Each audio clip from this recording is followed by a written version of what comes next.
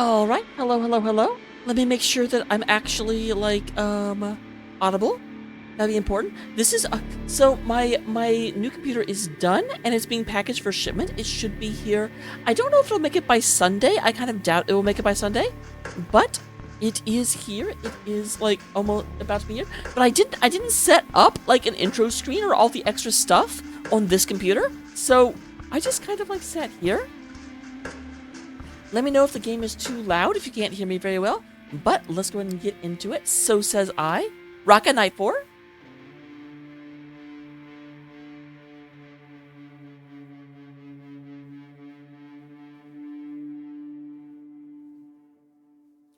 Oh, that's right. Okay, so the last time we played this, we had just gotten to the point where we're starting to get our coterie together. So we've got Gangrel, Neonate by Tamika. Gangrel are like the runny, almost animalistic guys. Okay, Kadir Samai. Oh. Okay, well, I'm glad to know it was a you problem, not a me problem. Oh, a Nosferatu. Nosferatus are really interesting. We've got Hope, Malkavian, and then a Blood Sorcerer. So I have to pick one of these. I don't know if I get to pick more later. Hello, I don't know.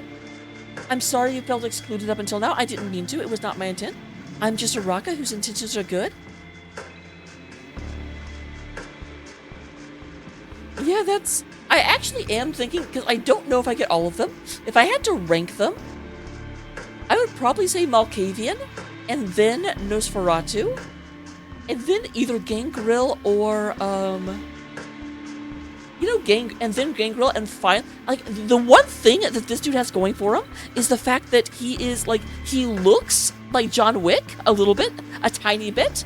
Okay, not very much at all, but, like, that's about it. So, but I'm starting with Malkavian, except we're making our coterie. It's a quiet, moody internet cafe. Half of its space serves as a comfy coffee bar these days. Behind a glass wall, it still has a space dedicated to rows of PCs. Player characters.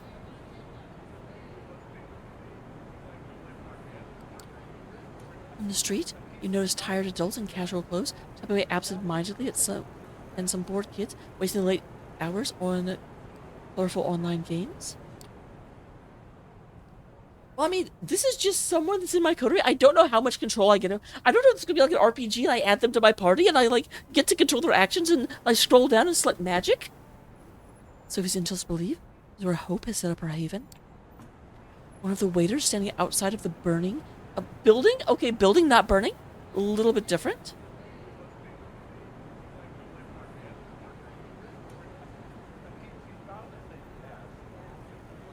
Oh, one second. Got a message.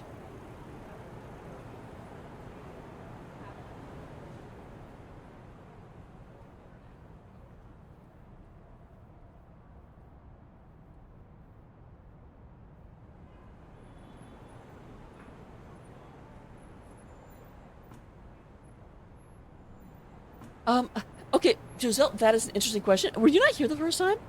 So, okay, actually, let me briefly.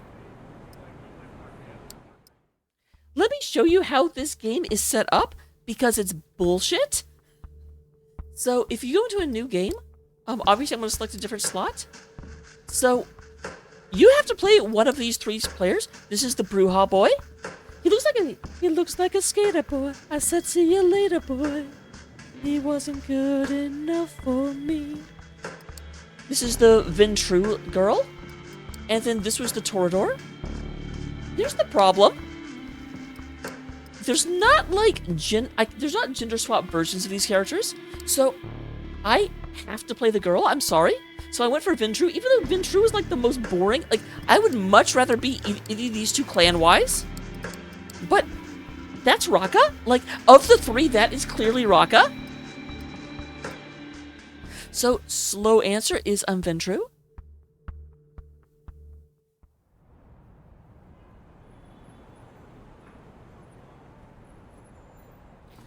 All right.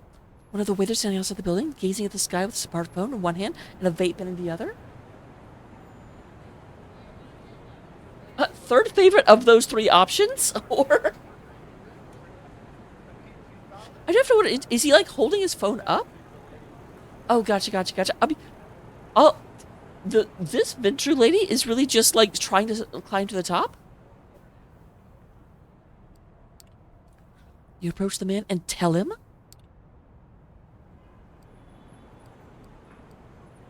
I was supposed to meet Hope here. Was I? I don't remember what I was told. Oh, awesome, Joselle. Are you around tomorrow night? I can't believe you're having me like redeem this when I don't even have my computer with me and I don't have a working camera. But you know what? Less Raka, I don't get to be distracted. Oh, but here's the question. What game am I playing? Because it doesn't have to be the same one. You can switch it up. If I told you I was supposed to meet Hope here, what would you say to me? Okay, we won't do tomorrow night then.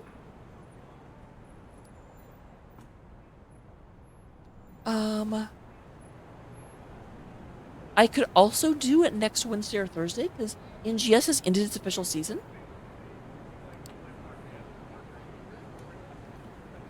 I would tell you I'm surprised. People are usually far more discreet about seeing her. And so I just dragged from his e-cig. I do love the fact they've got e-cigs in this game. Sizing you up and down in silence. For a long, awkward moment, he raises his voice again.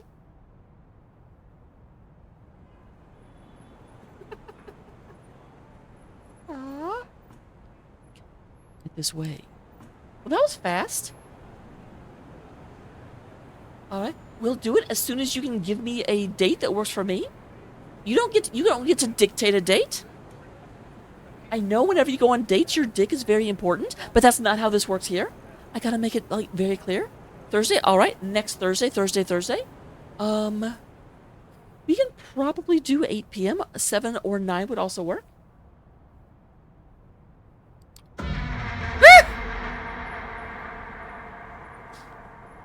What is this? This has shown up several times. I don't know what this is supposed to represent. I have confusions.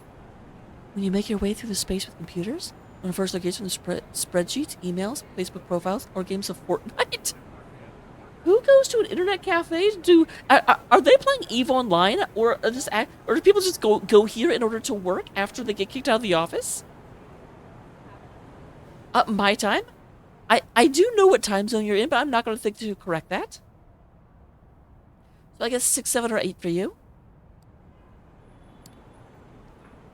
It's a common sight. One you wouldn't have paid much attention to a few weeks. Now seems so unnervingly quaint. Would they still be spending their time like this if they were immortal?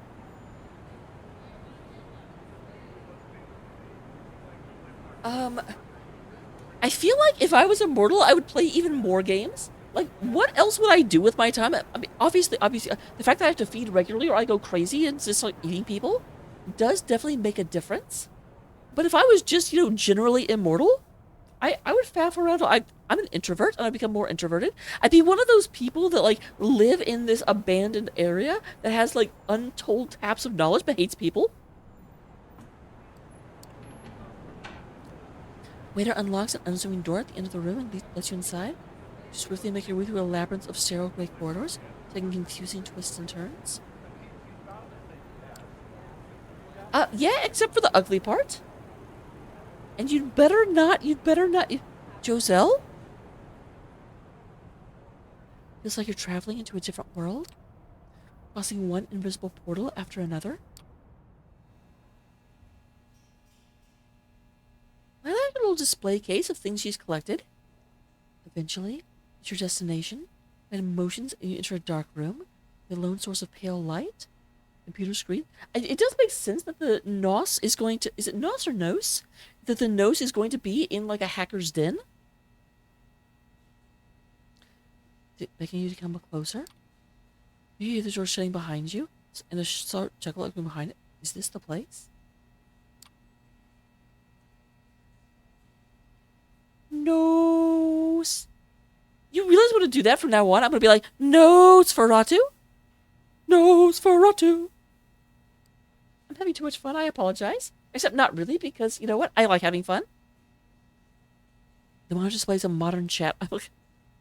Okay, I get you don't want to date your game, but do you know how much, like how awkward it is to say a modern chat application?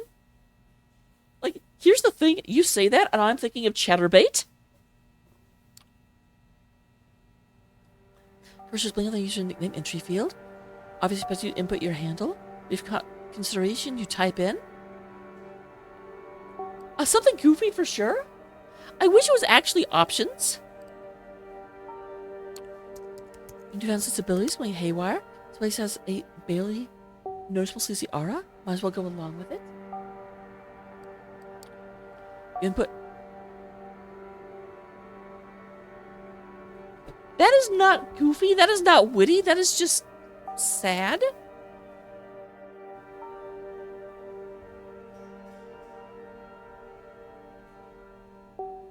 Maybe. If I'm being, it's poor nose collector.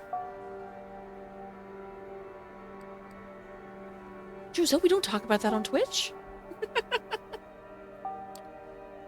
Few seconds, see how it opens, and messages start appearing on the screen in quick succession. Hostage execute.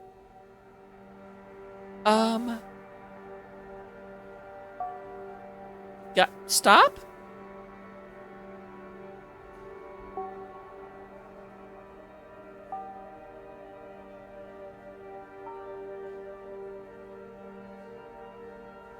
Okay, yeah, I definitely have to, like, go over this. To be clear, I don't have a wink rag. Oh, for sure? No, for real? I was been up for Jerry, of fucking course. What? Watch the 2-minute timer be going as I'm reading this? Oh, I'm so sorry, Malby, because I'm not, like, on my real setup, there's no notification of that, but thank you very much for the resub.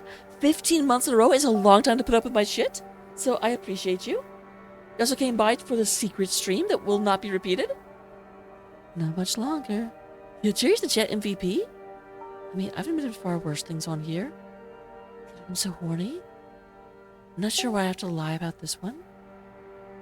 Oh my god! I'm like a cult of Luna? Oh my god, literally, who cares? You and me both, bozo. Wait, who's Pornos Collector? No idea. What did you hear a second before? What the heck? Was anyone informed? No announcement. I know. Jerry?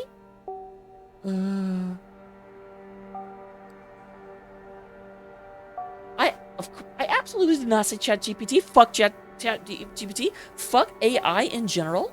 It still pisses me off to no end that we have gotten to this stage, and instead of teaching computers to do our work for us and give us more free time, we taught computers to do fucking art.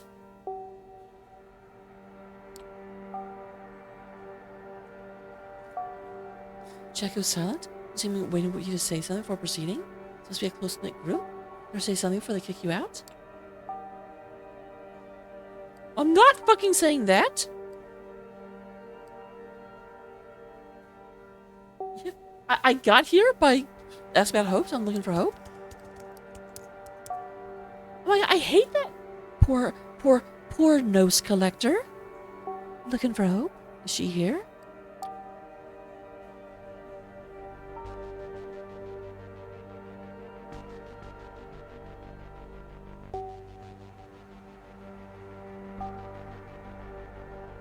I cannot read this fast. Who the fuck are you? Going to be a safe channel? Investigating what went wrong? How did they even get in here? Stay calm. Is your location, Jerry? Yeah, sure. That's our Jerry? Want to DM anyone interested? In trouble now, poor nose collector? I do actually like poor nose collector starting to. Yeah, you're gonna regret, dumbass. Today, I love. Okay, that's great.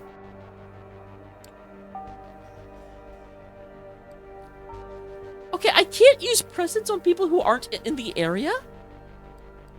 Yeah, the waiter brought me here.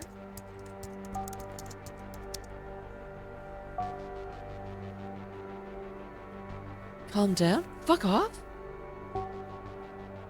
Oh, shoot. I mean, that's still true, but I probably should turn that off.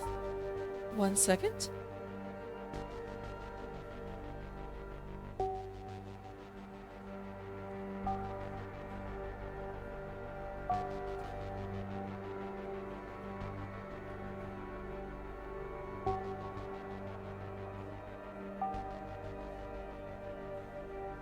1 second, guys. Sorry. This is me being a bad streamer. You know, you guys are used to and have accepted the fact I'm a bad streamer.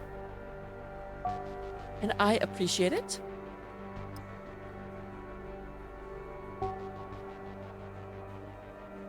Alright, Nightbot.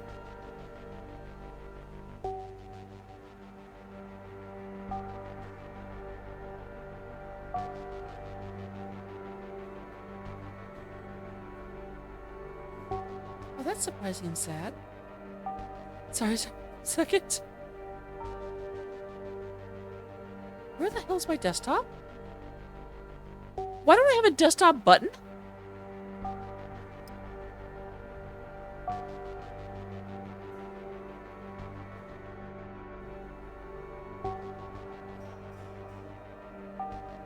Mulby, it's finished and it's being packaged up now. So I probably have one more stream like this, and then the new one should be here and ready to go by next Thursday, whenever we play Pathfinder.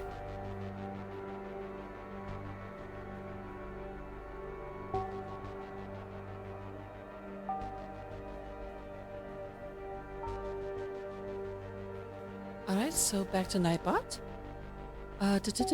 Timers. Disable that. Okay, there we go. Better. You see, I got the notification that it was finished being packaged today. One guy brought me here. This is where I can meet Hope. Yeah, I'm calling Hope Heart's filthy lesson. Yeah, I'm calling bullshit.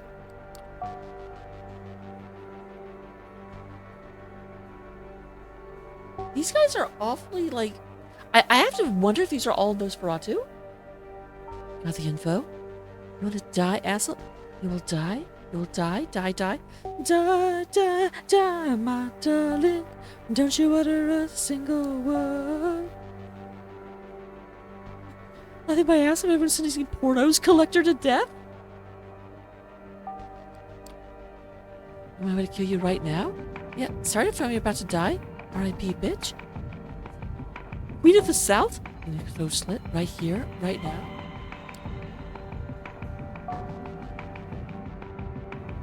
That's impressive. Well, after you read the message, you feel someone's arms tightening around your neck. Violent return to reality catches you off guard. Jolt of panic rushes through your brain, paralyzing you momentarily.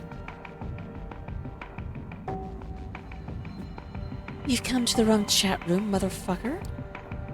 This whisper reaches out next to your ear. The grip under your head gets even tighter. Now struggling? You don't have supernatural strength? You have trouble breaking out? This isn't a normal... Well, obviously not. Last words? Oh my god, your chat room sucks ass!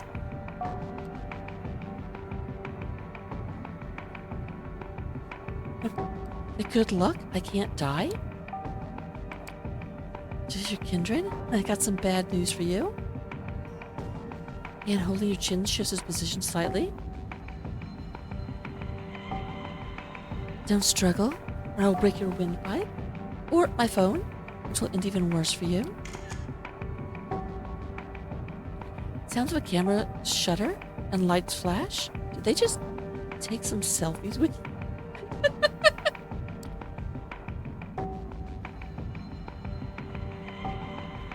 Alright, that's enough fun. There you go. We gonna have a talk? Don't do anything stupid, Miss Intruder. I literally got invited in? I thought being invited in was a big fucking deal for vampires. I have questions. Just it loosens her grip, and gently pushes you away. Really turns a good look at them. Okay, that is way not ugly enough to be a Nosferatu. Let me just finish. I do really like her, like, corset and the little kitty cat vest. That's amazing. Not sold on the, astronaut tattoo she's got. I do like the all-seeing eye on the front of her neck.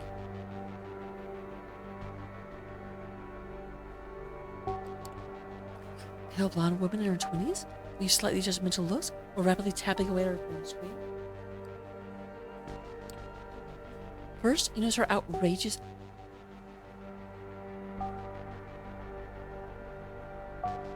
Yeah, that's what I was trying... I was like, that's such a big part of vampire mythos. I'm surprised they ignored it. Seemingly thrown together from a random thrift store finds. None of her tattoos, a strongly tapestry of odd patterns, signs convey every visible part of her body. First glance seems aimless, as a consequence of style upon closer inspection. Her eyes focus on you for a second.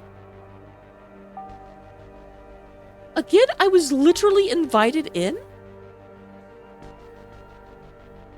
Gave you a scare, huh? Sorry. So you for entering a lady's haven without her permission. And she's back to her phone. With a relatively small build, it's hard to believe you had trouble overpowering her physically. You should know better.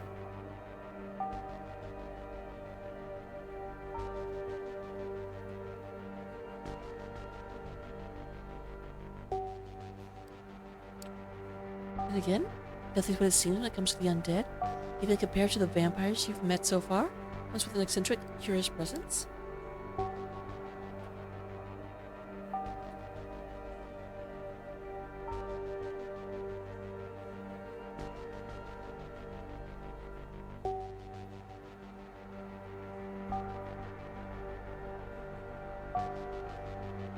I keep getting messages and I keep it going because here's the thing, I can't see a notification icon and not go deal with it. Now granted, if you were like, Uraka, if you would stop responding, they would quit talking to you, and I'd be like, you know what?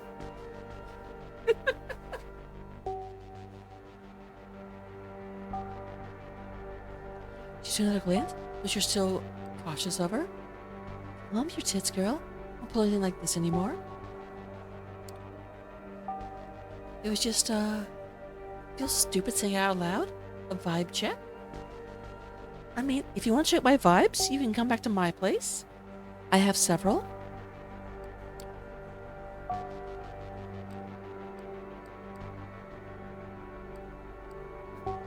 Okay, I kind of love this as an option because there is a slight difference. I'm gonna be like, okay, I do know what that, I've heard that term. Vibe check? Yeah, I got a glimpse of your vibe on the internet and in a dangerous situation. I'd say I've got a pretty good idea about who you really are. I'm Hope, by the way.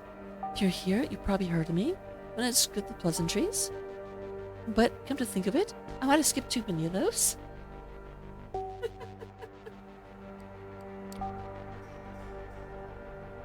Yeah, she definitely fits the description you were given by Sophie. Oh, yeah, credit where it's due. Probably not a boring person online, going by your chosen handle. Wait, are you saying I'm a boring person offline? Why didn't you just say you're not a boring person? Okay, this one right here kind of looks like Magneto's helmet. I don't think that's what it is, but that's what it reminds me of. And that one says oof. The little alien at the bottom is doing Batman this from the 60s punch. And then there's a cat and there's another cat. There's a cat. There's a cat. There's a cat. Oh, sorry. Believe it or not, among bloodsuckers, they're still rare as hell. Those are more clueless baby boomers when it comes to internet stuff. Anyway, don't worry about the chat. It's all a game to us. Your heart feeling's okay? I'll introduce you proper later. The monitor continues normally. Visible like the Chase News, no longer relevant to anything. Yeah, Giselle, did you not see the third one I pointed to? You can't sit there and be all like, oh hey, I'm going to reuse the joke you already made.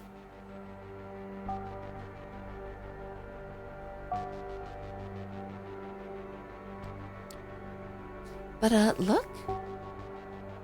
If we're going to talk about you, you should have something to say too. So, what you doing here?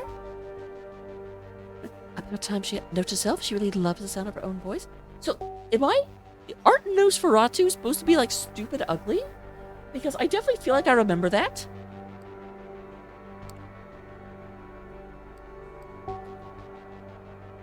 I'm building a coterie. I'm looking for people to join my coterie. Coterie? Been there, done that. Not interested. Unless... Okay.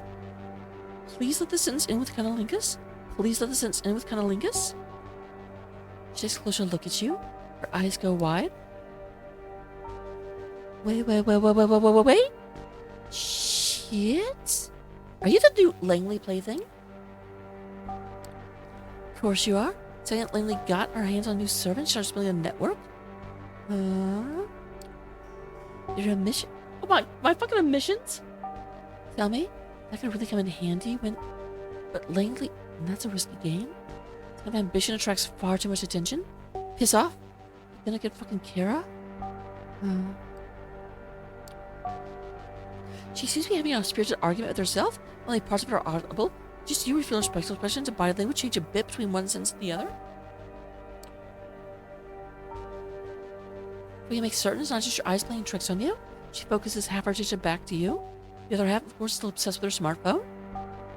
I do like... Although, she almost feels Malkavian, not Nosferatu. Listen, I'm not saying I'm not interested in cooperation, but before I make a decision, I need to make sure you sort of understand me and I sort of understand you. And since I was planning to put on a show before you came here, I proposed a little game. Would you like to play a game? Hope absentmindedly spins her phone in her hand, showing how to put her thoughts into words. Then she approaches a switch and flicks it. Yeah, I agree. I might just... Do I misremember? Did I start with Malk and not Nos?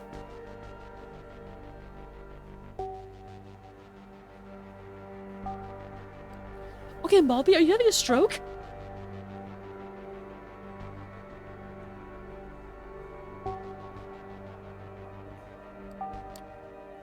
Lights flare up, illuminating the room. You take a look around. Wow, Malby, you really do like her hair? Holy shit! It's certainly unique. It's like a butcher's room. A purpose-built living space. On a computer is in front of you, stark contrast with the ominous industrial walls. At the back, there's an overwrought bed covered in velvet with bead hooks hanging above it. At the bed? I thought that was like a display case. On top of the bed sheets, you notice what seems to be pieces of elaborate S&M equipment and a camera. Okay, Joselle, I take back what I said about you can't talk about the stream from yesterday, because apparently we are just continuing it. I did not intend. I was not informed.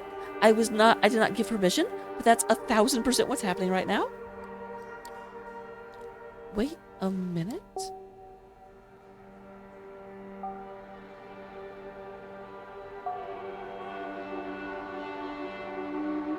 Okay, are you all reading this shit right now? What the absolute fuck?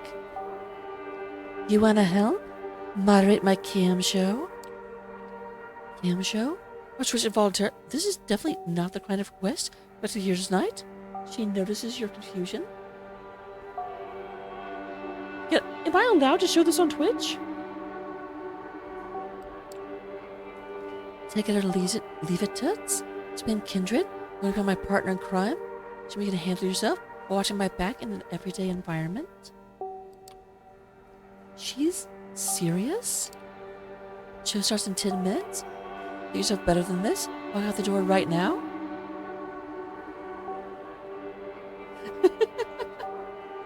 This is certainly a vibe check.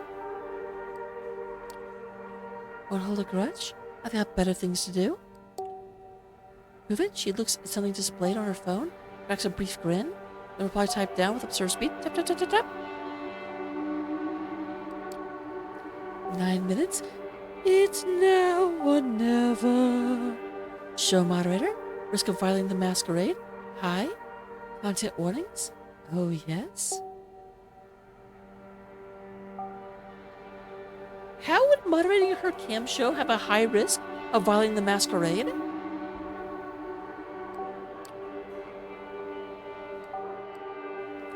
Yeah, why the fuck not? You only live once? Why the hell not? Hope brightens up, and her smile looks surprisingly sincere. Excellent. I promise you'll find this interesting in more ways than one. I mean, but even that would be her violating the masquerade, not me. I'm not going to be on the camera. I'll be on the other side. All right. Give me a second. Spend a minute setting up the computer you used before. It urges you to sit down. Using the moderator's functionality is simple. Ignoring anyone that doesn't disrupt the chat. Banning anyone who does.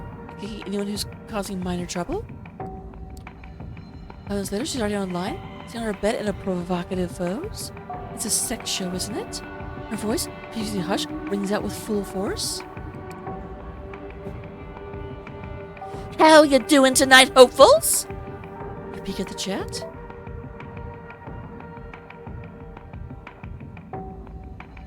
Oh god, it's the same people? We're not worthy? Fucking A. Angel? Really, it's time to fuck? Okay, so if this is all part of the NOSnet, it definitely does not violate the masquerade. All these people are already kindred. Yeah, I'm not gonna ignore any of that. You should be out kicking band prompts, but obviously you won't punish someone for a little dirty talk. Yeah, fuck. I know how to roll. Thank ya. Today's show is quite special. Please welcome our new moderator, Poor Nose Collector. I'm definitely keeping with that pronunciation.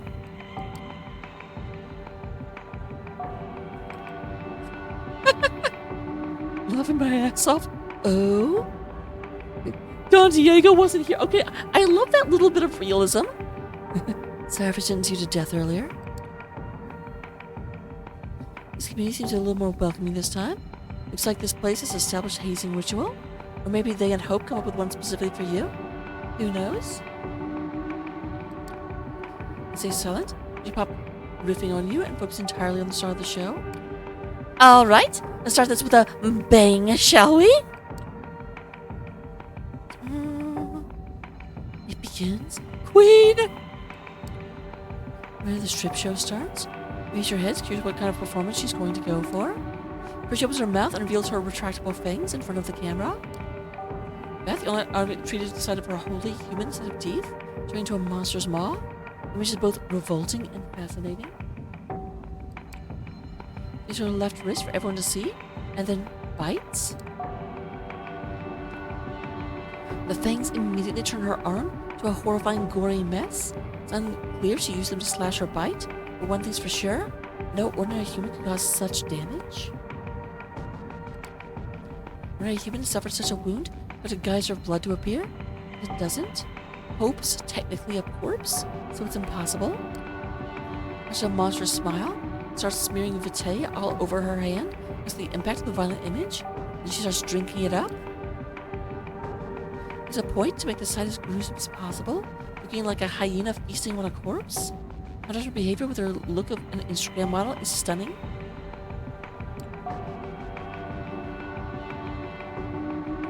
When she's done, but these again are all kindred, like they've all seen this, they've all done this.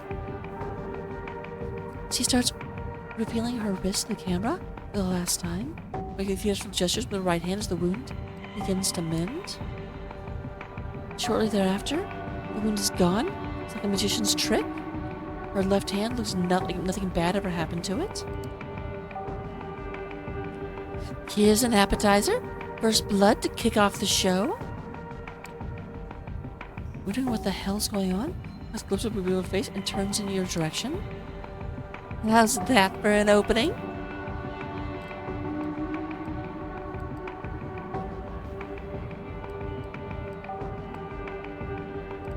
All of these seem like stupid responses.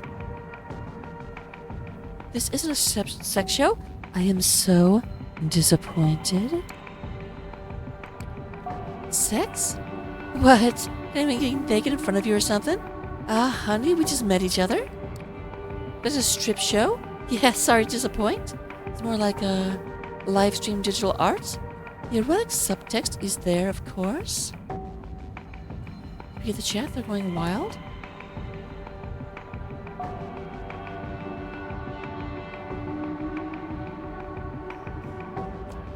She did that?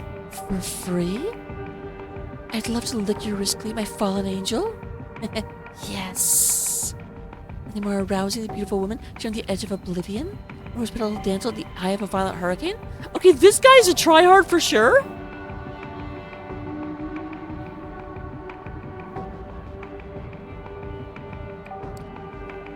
But eroticism is not the key here. It's vampirism. New frontier, living art installation. Early 90s, Japanese artists kept procuring these videotapes. Beautiful women committing gory harikari. Those are an inspiration. She bares her fangs again with a devious grin. But I have no interest in the auto-destruction or turning myself into a victim. It's a celebration of a body I love, not self-inflicted punishment. It's punishment time! I just came here to marvel at the beautiful vampire and her awe-inspiring powers. Mending wounds is just one of those powers. People watching can pay to see more. Oh, and don't worry. When the audience can see and hear, I think I allow them to. You talk freely. Just remember to moderate the chat, will you? And stop touching yourself.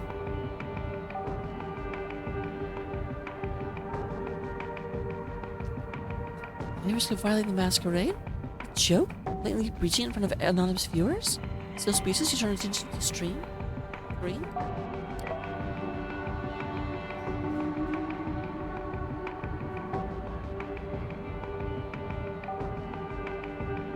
Muy guapa? I don't know what that is. 1 second, I am Googling it.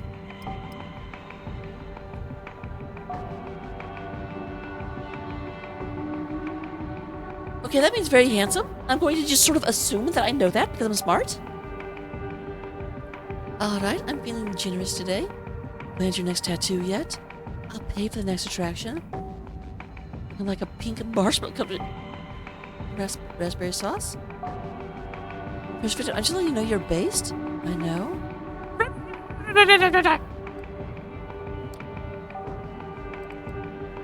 Yep. No one's being disrespectful or disruptive. The guy in his excitement seems harmless. A misprint chat log, that means somebody has successfully sponsored the first goal of the show. Oh, smile, picks up a bag of blood from underneath the bed. Must have been retrieved from a blood bank. She so close to the label to the camera for everyone to see. Drink, drink, drink, drink, chug, chug, chug, chug. I might. Okay, here's the thing. I didn't get to stream last week because I didn't have a working computer, and I wanted to wait for one. But I was like, I want to go tonight. I'm in a good mood, so let's fucking go. What's the content into her throat? No doubt it's real blood. Wonder why the viewers would be so satisfied with something so easy to fake. Don't worry. Pays well enough. Don't bother to tell her this is not what you're thinking about. It's safe to assume she knows. So, what do you know about Kendra the Internet? Have they told you anything? Waiting for someone to sponsor her next vampiric feat? It's nice to start a conversation.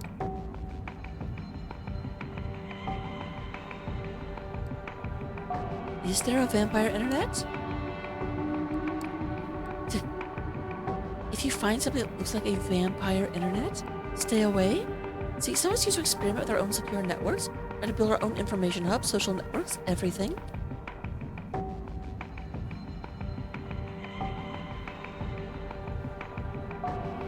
Okay, I'm really enjoying this interaction, I've gotta say. She's still working on the phone with one hand, while looking for something under the bed with the other. How many things can she concentrate on one time exactly?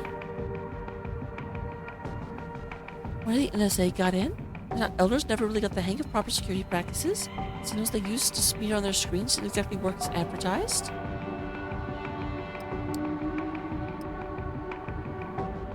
Vampires at least 2 or more centuries of unlife. Some with active participation in the jihad, secret self-destructive war waged by the ancient undead. Elder vampires tend to manipulate their lesser kin.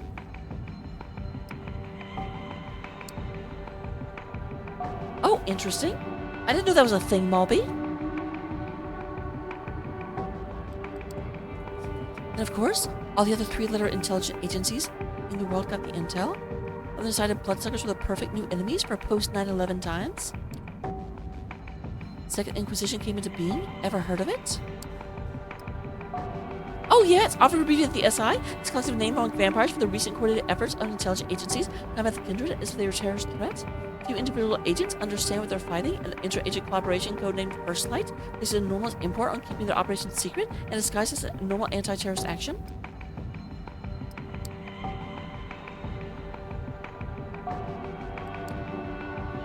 None of our kin just died. They were too present online. Right now, the remains of our old networks serve as government honeypots, kept alive to attract fledglings and hunt them down. Post a certain keyword on Twitter or Facebook, you tag for investigation.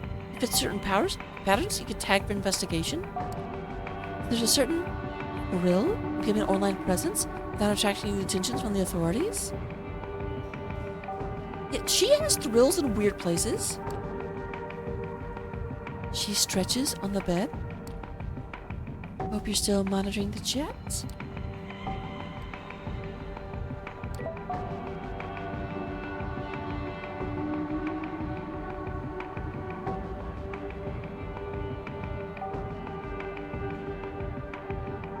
I was going to say, I mean, the game is definitely titled Vampire the Masquerade. So if Requiem is a different game, it's decidedly not Requiem. Is she talking to someone? Can't wait for the real thing to start. There's 2 minor setup rules. Call of Duty on 1. Drop dead hotness on the second screen. The only woman I don't hate. Hope, I like my favorite hoe. Okay, well, I'm definitely getting rid of Hope as crabs and gonorrhea.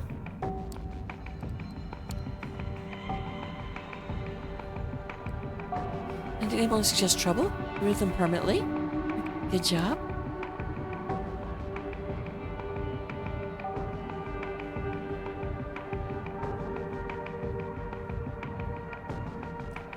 Keeping close tabs on you.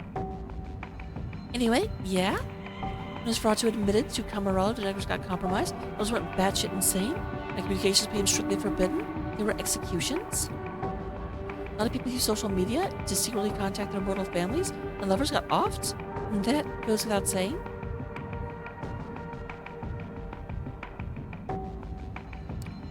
I mean, I don't know. Hopefully we'll get to him.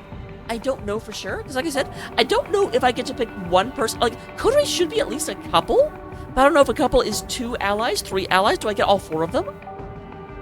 We'll find out. Be more careful. Even the most innocent web usage could result in being punished with final death. Nice user dick still. Next goal has just been successfully funded. Let's go. Vanishing act. Dehumanize yourself and face the bloodshed. She raises her hand, 3 fingers up, 2 fingers up, 1 finger up. At an inch, she immediately disappears from the screen, like a ghost. Just here on the bed, 5 feet indicates there's nobody there. If the most digital image, you swear, make up some unusual glitching where her silhouette should be. It could very well just be placebo. I don't feel like it's a sugar pill. I think a sugar pill is a little bit different. You ready for this? 3, 2, 1. Flash of a camera, and the instant she reappears on the screen, takes a selfie, sticking her tongue out in a provocative manner. Chub explodes and cheers again. She is their vampire queen. If they wonder about her being glued to the screen, is this the fantasy everyone's here for? You're showing off cheap magic tricks while lazily browsing your social... I was gonna say, I wish I had my camera, because I would just be like, oh, check it out, I can do that too. 3, 2, 1, I press the, like, camera button, I just disappear. So way out of your depth here, while Hope decides to continue her lecture. Those were some wild times, especially in New York. Most of them have no clues or our real nature. Enough clandestine organizations have classified as national threats, and since this is where the towers fell, agencies were very much present around here, looking for easy PR victories.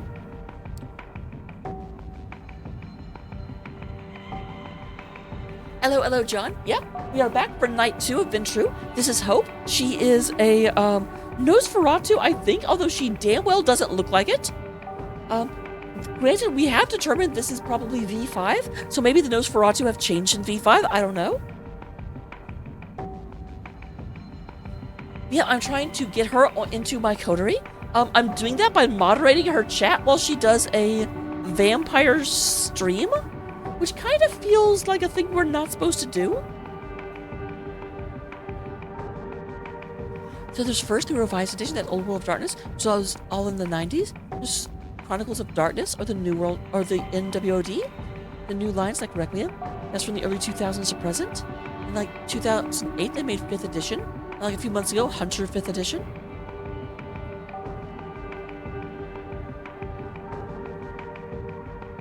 As I said, it was a few years ago. Big one, stood at the Hornet's Nest Southern Fierce. But although it's 2019, NYC is ruled by someone who got embraced for the World War fucking II, and the camp as a whole got really spooked and swore off the internet.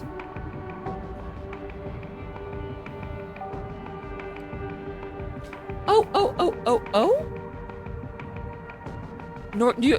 The camp that runs New York City is from before the internet even thinked. Was not dumb enough to understand you can't really coexist with a modern kind without the internet? Oh, O'Reilly's. I don't know why we're singing O'Reilly's, but we are. The gray zone right now, like piracy, technically frowned upon, but let one without sin cast the first stone. The SI is a real threat, though, no joke, but in as many senses, the darkest place is right under the candle. We want blood? Want some bat stuff? Can you do some bat stuff? Can you show us next time? It's a long, hard time. Please give me a shout out. When your nickname pops up.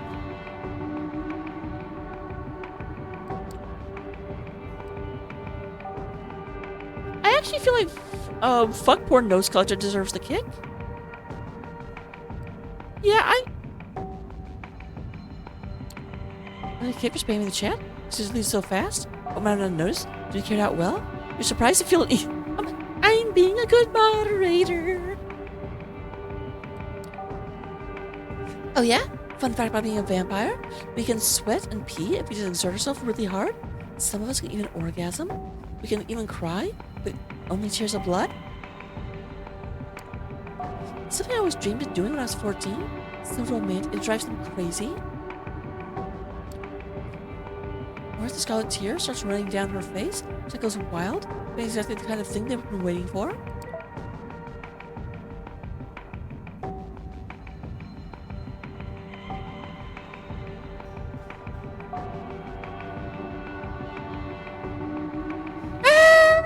An angel that fell down from heaven? Like how she did it again? Beauty-horrific. Hope your tortured soul finds calm eventually. Can you imagine the USA assembling a bun-sucking squad who just cruise by the border and suck blood out of any illegal they found? What the fuck? Fuck, man? Yeah, that's... And kicked. Just be clear, this is what we're doing is a blatant breach of the masquerade, right?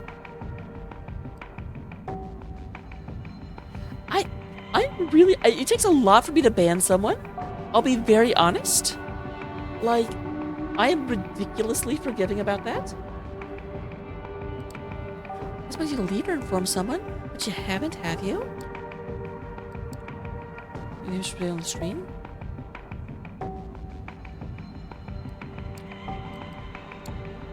The Mr. Maskey's in a longer break. If you ban him, you hear Hope's voice. Good job handling that guy. I have a backup job! In any case, time for the grand finale. That's what you all been waiting for, right? You didn't tell me who funded it, though. Yes, Queen, yes, yes. Her voice has changed, closer to the camera, letting your face feel the frame of the live feed, as my eyes are focused purely on the viewers.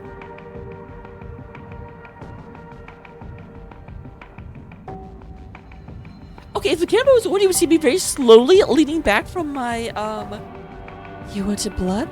Come out in the streets, claw your neighbors' throats, slash their veins, and drink up? presence became absolutely horrifying. It was chat in some incomprehensible ways. When I was typing like we're possessed.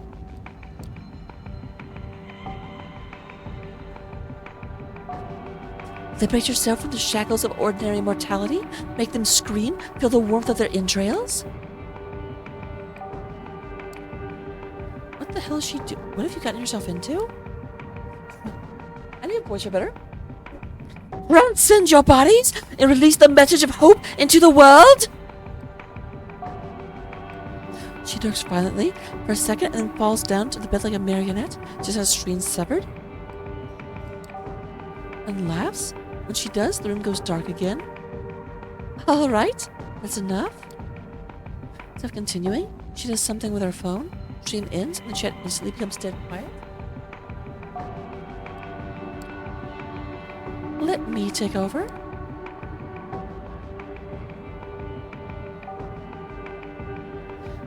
Okay, that makes so much more sense.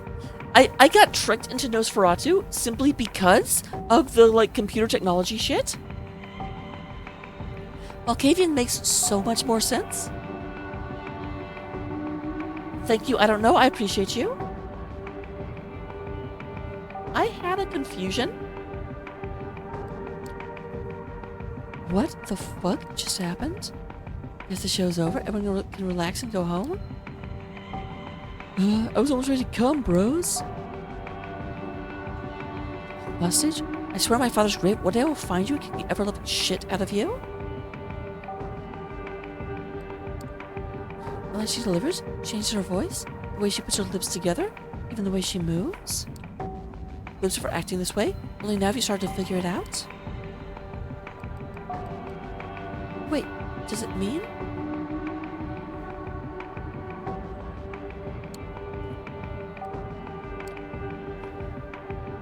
I'm immortal, I'm bored, I'm separated from most vampires in the city by a generational chasm, I'm so goddamn lonely.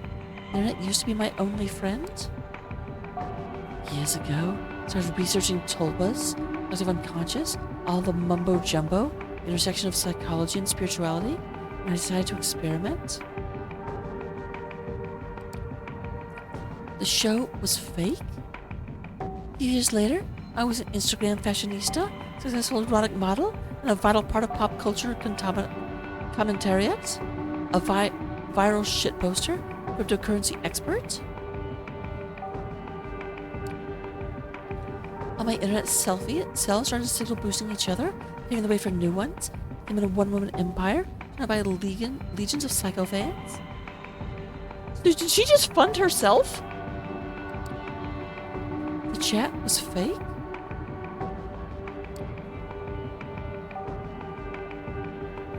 Some may think it's dissociative identity disorder, but that's bullshit. Everyone has online alter egos they buried. I just resurrected them, gave birth to new ones, and let them crossbreed. I knew this chick was into breeding. I was right. Did I have the phone even during the show? Somehow she's capable of impersonating the entire chat room. You have the self that could dissociate or be mentally ill. I'm a host, a living database.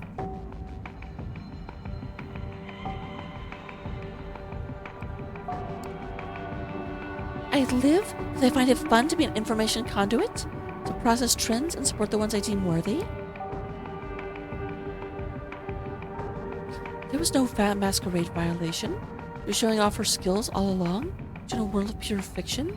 The same way she was testing you when she attacked me from the back. She is good at this.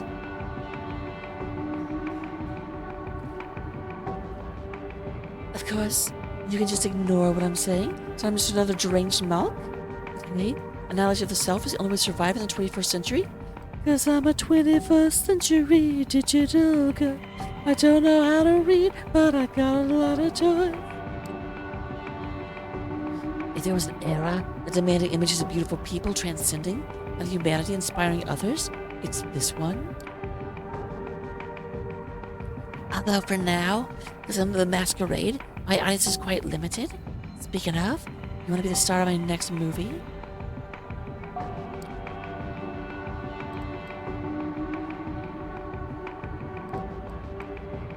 Dot dot dot. Need some time to mull it over? Sure. Nope, sorry to disappoint. The eye test is over. Now, do I want to work with you? She puts away her phone for the first time since you met her and gives you a good, hard look. I guess so. She doesn't have her phone, though. I guess I can give you a shot. You're not that dumb, not that boring, but you're kind of cute. Don't worry, no more modding jobs. Mods get attached, and that's always bad news. After Armin starts leading you out of her room.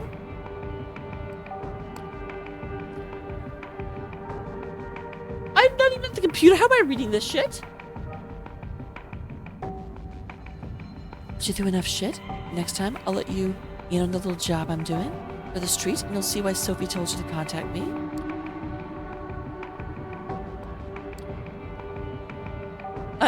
Unconscious diagram of psychic event? The city is so much more than what the idiots at least consider real. Stick with me, and I'll guide you to places the Camarilla elders couldn't reach in 100 years. Out of the building into the back alleys. If someone else rules the streets, we rule the information highways. This is the power of hope.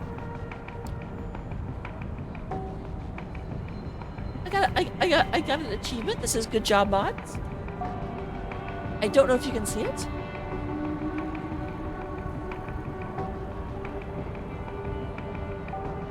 She lets out a theatrical laugh and disappears. You didn't notice when she leaves you alone.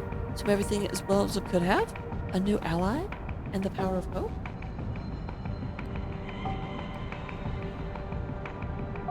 The Aladdin song? Are you thinking of Never Had a Friend Like Me?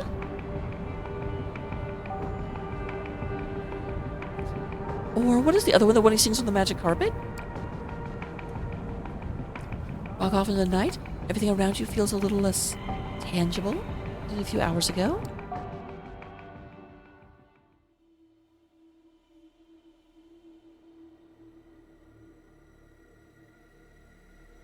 Okay, so I don't have enough. Here's the thing, if I needed to, like, suck, how would I do that? Because, like, these are all events.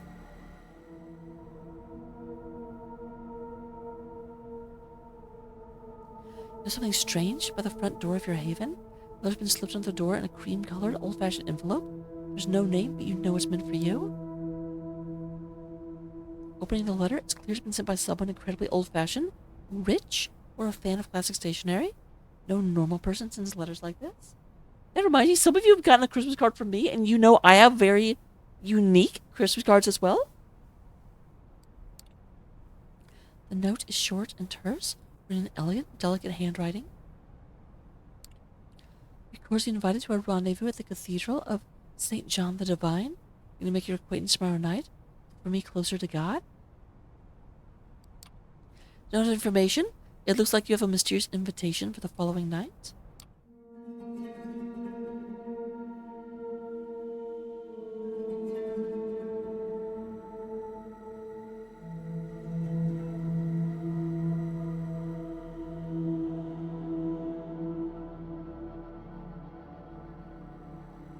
Interesting. Well, once again, how do I get blood?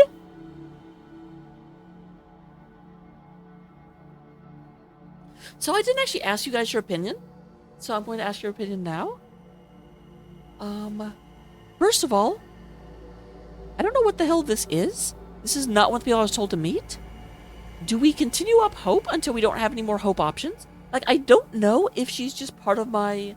If I have to, like, finish a quest in order to really, really recruit her. So I don't know if I, like... Will she just, like, disappear if I don't go to her? I know I don't have to go to her right now. But I don't know if I should prioritize her above, like, meeting everybody.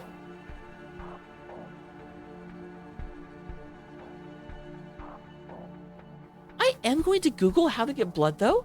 Because I need to know. I'm not in critical condition yet. But I would prefer to know.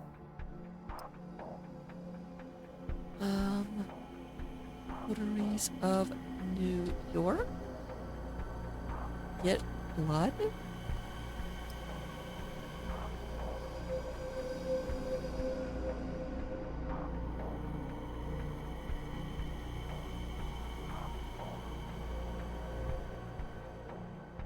don't see a lot about it.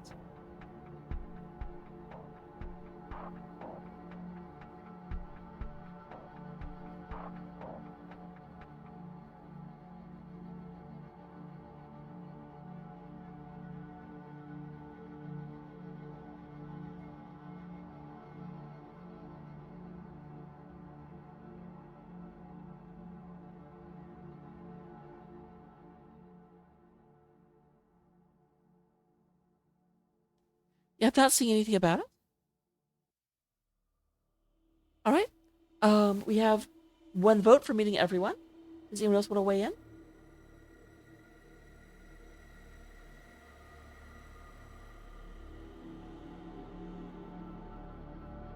Da-da.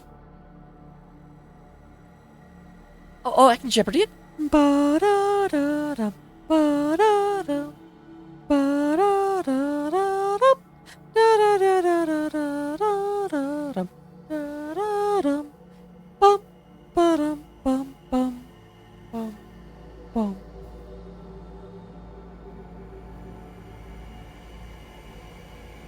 Giselle has a vote for magic. That's 2 votes for meeting everyone. We'll go ahead and go to this pseudo, John Wick looking at. Malby, if that was an option, I would go there for sure. But the address given you by Sophie, a small bookstore smack dab in the middle of Broadway, of all places. What catches you off guard, though, is the store's display. As you've heard about the Tremere, they're famous for their ties to the occult and the mystical. And yet, with these oddball collection of items in the display window, it all feels borderline satirical.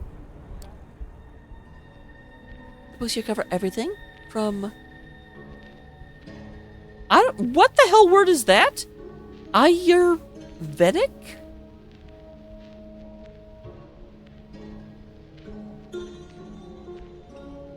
Hold on, I am Googling the fuck out of that.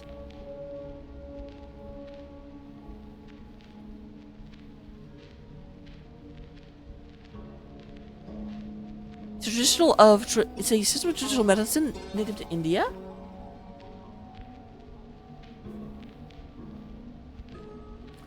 And homeopathy to wellness and self-motivation.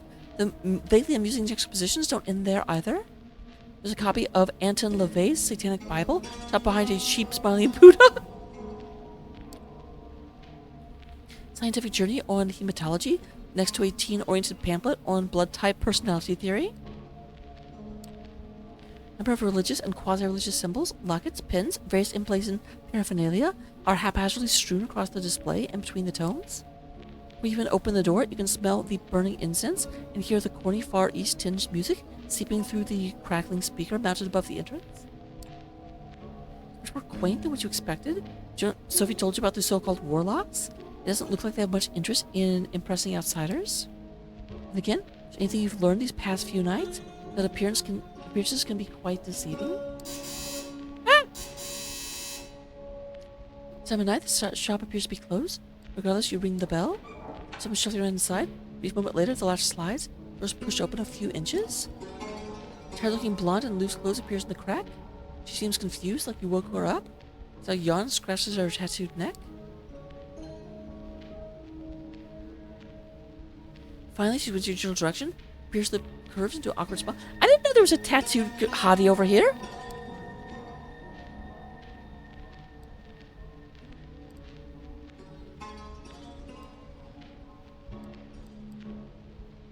Yeah, I'm just gonna be blunt.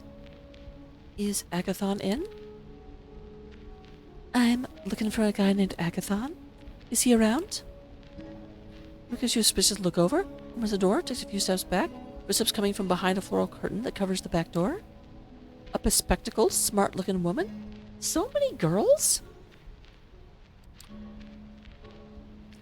Come in and follow me. Just don't touch anything, please. You follow her through the store. Inside, as expected, the stuffy air smells of sandalwood, frankincense, and a dozen other aromas.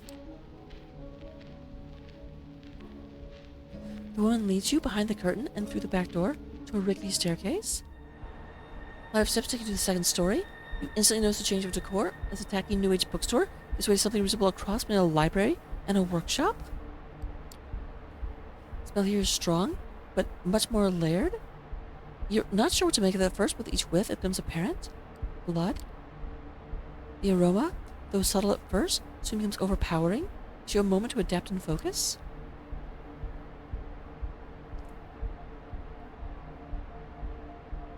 Is she famous? I feel like I've seen the name Aisling before. I don't think you know who you're speaking with. The introduction is in order. My name is Aisling Stormbell, and I am the High Regent of the Coterie of the Five Boroughs. You are Raka, correct? I have to say you are lucky to ward outside the building, only for notifications. Otherwise, it would have been quite unpleasant. To answer your question, Agathon is here. He is hard at work, and I would not want to disturb him. Am I to understand this is a social visit?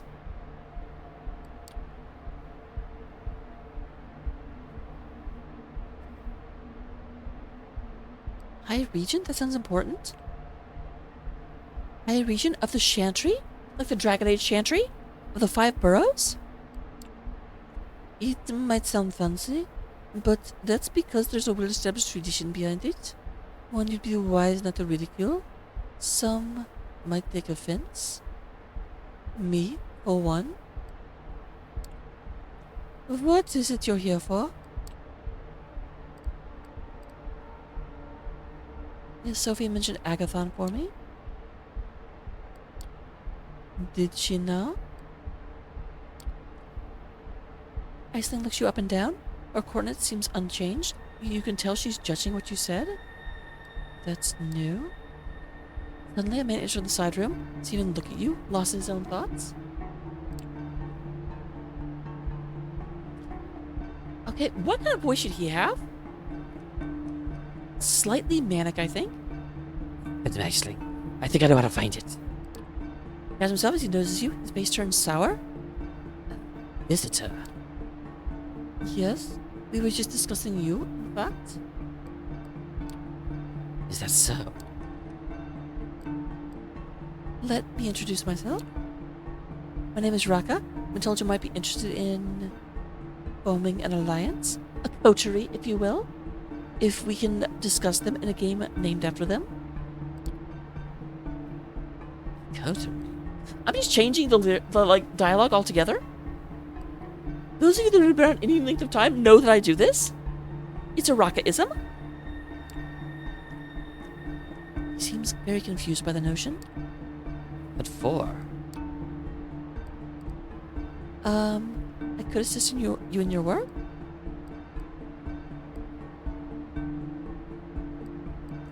For the company? What else? We'd help each other. For the company? Or you only hang out with dusty furniture? Agathon raises an eyebrow and gives you a long stare. He then turns to Aisling. The Regent. I believe you have something to talk about. In private. Then into a sarcastic smile appears on the woman's lips. Just a minute, Agathon. I know these fledglings are utterly hopeless and make a good first impression, but I think we should give them a chance to prove their worth. It's just one chance. Tonight. Why don't you get start by giving our intern a brief explanation as to what you are after? Agathon gives Aisling a hesitant look, and nods approvingly. Encouraged, he turns towards you. A member of the clan disappeared without a trace a couple of nights ago. While the High Regent investigates any foul play was involved, I have been tasked with recovering our research notes. If there's anything left to recover, that is. I may have an idea where to start looking. I suppose this is where you come in. If you truly wish to help, I could give you assistance, use your assistance tonight. Later now, in fact. Given the time we've just waited on each other, we should leave immediately. What research is this about? That's the Aisling's night until you're not getting an answer. At least for now. It's important to us, and that's all you need to know. Aren't they having making things simple? Facing layers upon layers of secrecy? Only what lies beneath is the real deal. Yeah, I'll join you. Very well. Gives Aisling a slight bow. Regent, with your permission. Before you go, however, Raka, refer to Agathon in all things. A clan values obedience above everything else. Prove you can follow, and his might turns into a Isn't that her voice? Raka, defer to Agathon in all things. Our clan values obedience above all else. Prove you can follow, and these might turn into a beautiful, mutually beneficial relationship. I will await his return and his report. Good luck, my child. Agathon bows and heads out, urging you to follow. High Regent watches you leave. Outside, Agathon leads you to his car. Most funny seeing him get behind the wheel. Somehow, you'd expect a more mystical means of transportation. They love cars with mirrors? You drive south, near the Lower East Side. Agathon seems lost in thought. Always a very careful driver. Either way, several minutes pass in silence.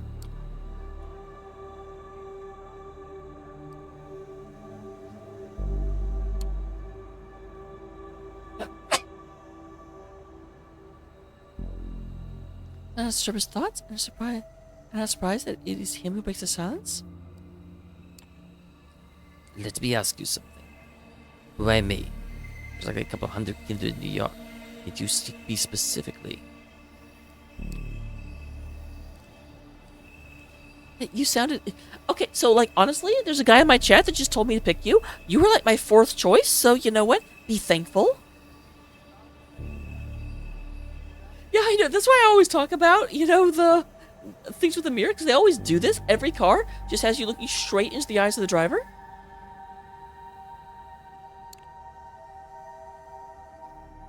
I've been told of a few younger vampires I should meet. You sounded like an interesting guy. Interesting. I see. When I go silent, unsure whether to continue prying as your driver seems to disappear into his thoughts. Drive to Williamsburg and stop by a fancy-looking building. Oh, fancy pants! We're here. There's a restaurant on the top floor. You wanted to help? So here is your chance.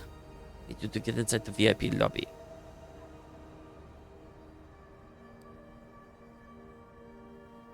Okay, Malby, that's actually a completely fair point. I am 1000% that bitch that would like get in the middle just so I can be like, hi! Like, I'm trying to see the road and I'm like, yeah, but now you can see me? I miss my camera. I'm doing the Rocco wiggle right now and you can't see it, and that's a tragedy.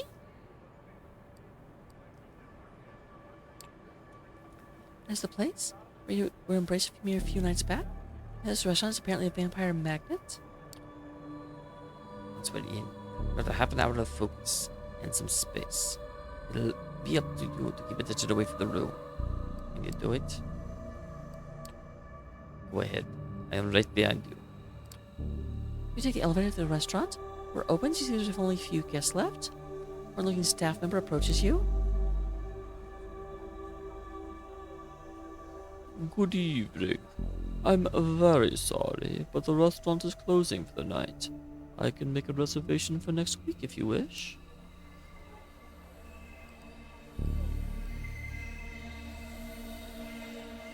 I'm this special kind of client. I don't think I do. Apologies, company policy. No exceptions. Would you like to make a reservation? I don't want to use my blood powers too much, but presents? All good. We can come in. Be in the VIP lobby. It won't take long. Man blinks. A smile appears on his face. Yes, of course. Not a problem. Please come right in. From your side, same place where you had your last meal as a mortal. Strange. You should feel something. The lavishly decorated room looks almost plain to you. Not super much. I know the one that was successful. It's like I can smell them.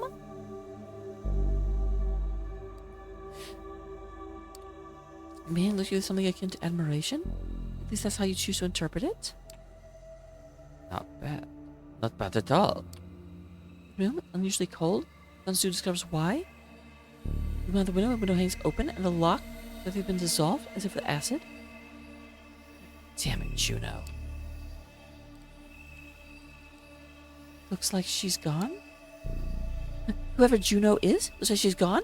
Wasn't Juno in that movie? There was like a movie about a 14-year-old named Juno, I think it was. Maybe 15, maybe 13. Definitely like at the tail end of childhood. Flash of fury spikes in his eyes. Yeah, no kidding. Everyone in the room. Just change his thinking around the door. Need some time, half an hour. No one disturbs me, understand? Pushes the couch and a pot of plants out of the way. There's a bar stool. Takes out a curved knife, cutting to his own arm. Some blood drip onto the wooden floor. It's pretty fucked up. His flesh oozes the deep red, thick vitae. In life, you found his stomach churning. Right now, you feel weirdly turned on by the sight. What follows is more. Yeah, I did think about that. That is, I believe it's. Isn't it Hera's Roman name?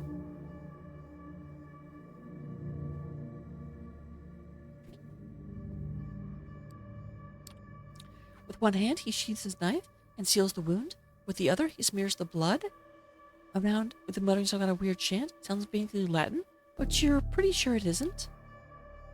A little disconcerting. Seems to know what he's doing. Moments later, the circle starts to glow faintly as thin wisps of smoke surround Agathon. Is down in the middle, legs crossed, eyes closed. Minutes pass. Agathon's face twists from time to time, and his head's turned every now and then, looking around or listening to a conversation. I still laugh at the fact that, obviously the Romans took all the Greek gods and renamed them, except for, Phoebus, Apollo. They were just like, that is metal as fuck, and just left it.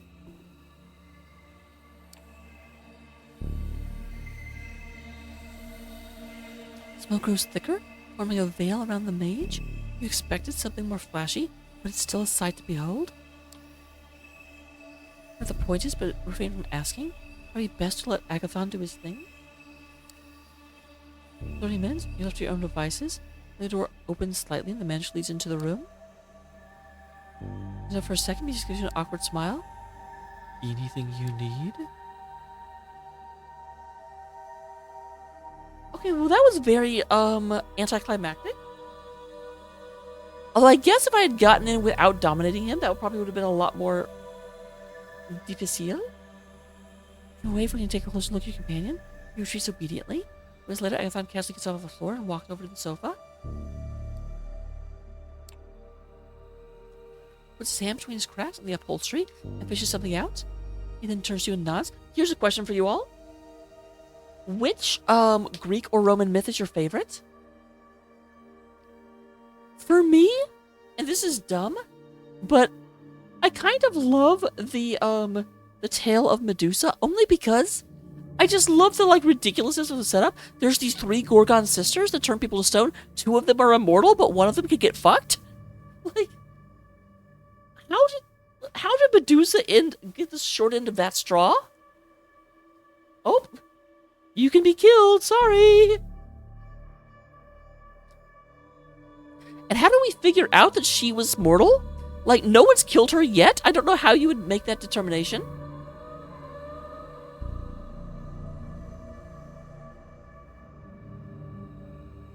Yeah, Jason and the Argonauts. There's actually a NGS team that was called, what was it? Crap, it was a play on that.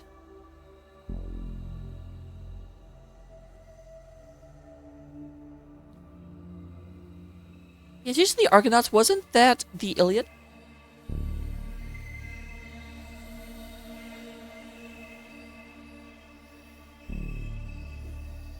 What am I trying to say? Oh, Romulus and Remus? That is a good one. Okay, I thought Jason and the Argonauts was part of the Trojan War, where they went out to get the, Golden Fleece. But I guess it's just a different, major story.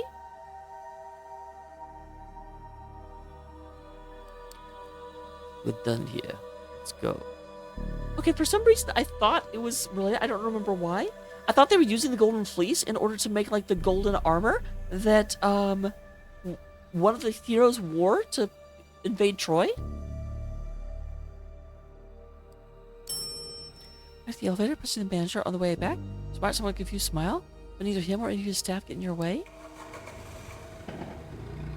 Find that the elevator feels tense. Yeah, you see, look at this shit on the side. I'm getting super hungry. Starts the engine, takes a right at the Continental Army Plaza. Back to the bridge. Does it say something that beats you to it? That went better than expected, all things considered. I'm having to trick the light, but you're pretty sure you just saw a smile? I'm used to working alone. What I'm dealing with right now, it might require persistence. And you seem capable enough. Did you find what you came for? Sort of. I'll have to continue the search at any rate. You just leave the social battery? You drive the rest of the way in silence? Does it take you long to reach the warlock's hideout? Ekthon waves you absent-mindedly, once again lost in his thoughts, hopelessly so.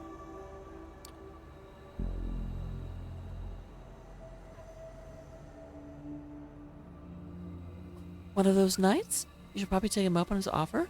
Who knows, if you gain his trust, actually break through the stoic facade and meet the man underneath. Is this a dating sim?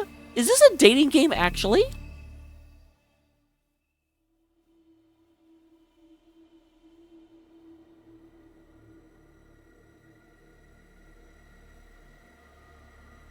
I can do a second one, for some reason.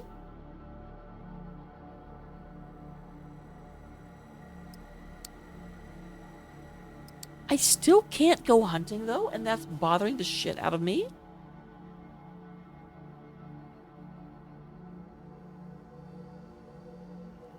All right.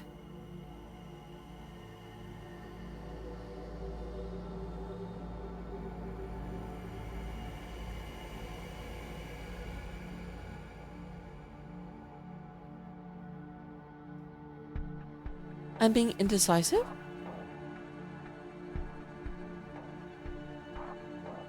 So I need a place to be able to replenish my blood. I'm very frustrated that I apparently don't have the option to hunt.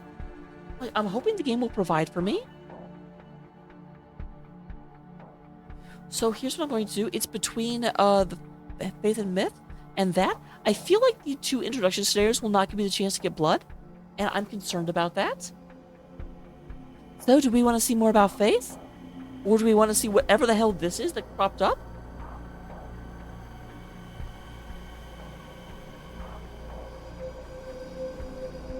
Cast your votes and make your decisions.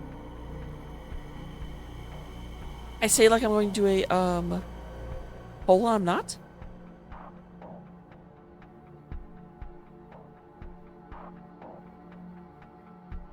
Alright, one vote for church.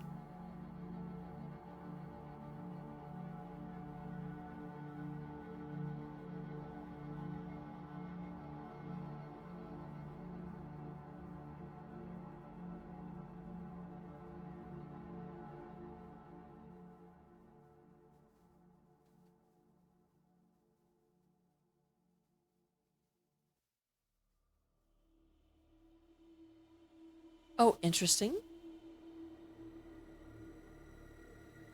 Well, I definitely did that in the first one. Okay, so yeah, the feeding thing has not shown up yet. So I'm going to have to do things without. So here we... But that does tell me I won't be able to... It's fine, we'll meet everyone. We will stick with that. And then we'll decide who to spend time with. You make your way down Clinton Street. The incessant hum of the traffic gives way to the ominous sounds of the waterfront. You're taking the familiar bouquet of the Hudson, made all the more prominent by your recently sharpened senses. Across the basin, the Red Hook grain terminal rears its rusty frame. It's a bustling industrial area, now a sleeping giant splayed out on the riverbank, forgotten, abandoned. Conveniently so, especially for one of the hidden. Keeping to the shadows, you see closer to the dilapidated. Oh, interesting. Complex. Making your way past hole-ridden silos and wobbly chain-link fences. Also, the blood is receded somewhat. I don't know why. When you reach the entrance of the main building, you almost feel the rust particles feeling themselves cozy in the back of your throat. Like getting your hopes up, the door a slight nudge, which you're surprised gives almost instantly. It's like someone's been using it recently. What's inside? You find yourself in a large empty hall. Looking around, you can almost picture it back in its heyday, stacking the rafters up with heavy machinery. You notice a set of stairs heading up to the mezzanine, most likely an office space, and then you see it, a faint light coming from one of the upper rooms. Looks like you're in luck.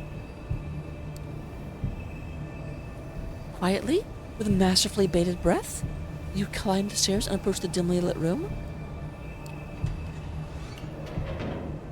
Doors creak open, revealing what looks like an old-timey detective's office, complete with a crooked window blinds, overflowing ashtray, and paper scattered across a wooden desk. Suddenly, it hits you, a nagging feeling. It's all too convenient, too inviting. Where you can react, the trap's already sprung. Plume of cigar smoke waves over your shoulder. Or of a gun rubs against your spine. A raspy voice whispers in your ear. Let me guess. Took a wrong turn at the third silo.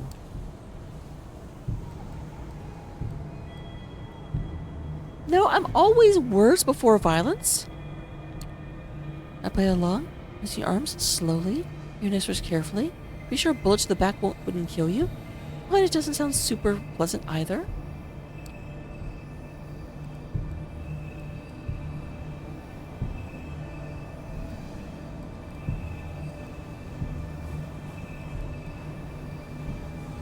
Let's not do anything rash. Again, I don't know he's kindred, so I don't want to break the masquerade. That's good advice, kid. I suggest you take it. Any way you want to play this, I'm all in. What'll it be?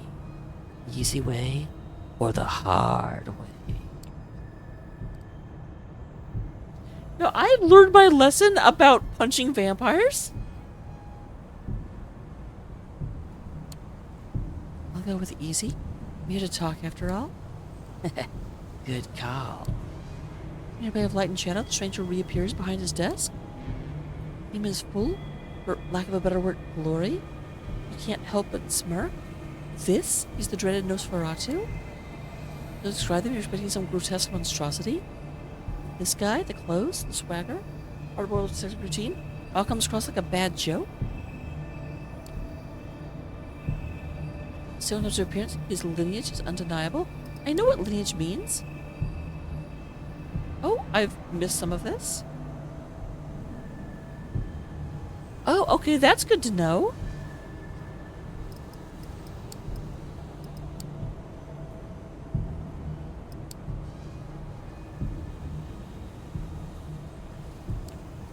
Feet away, I've asked for a bum with a nasty skin condition.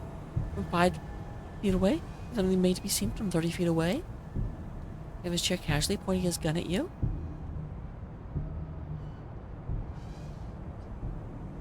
Yeah, that's very bummish. I'm not impressed.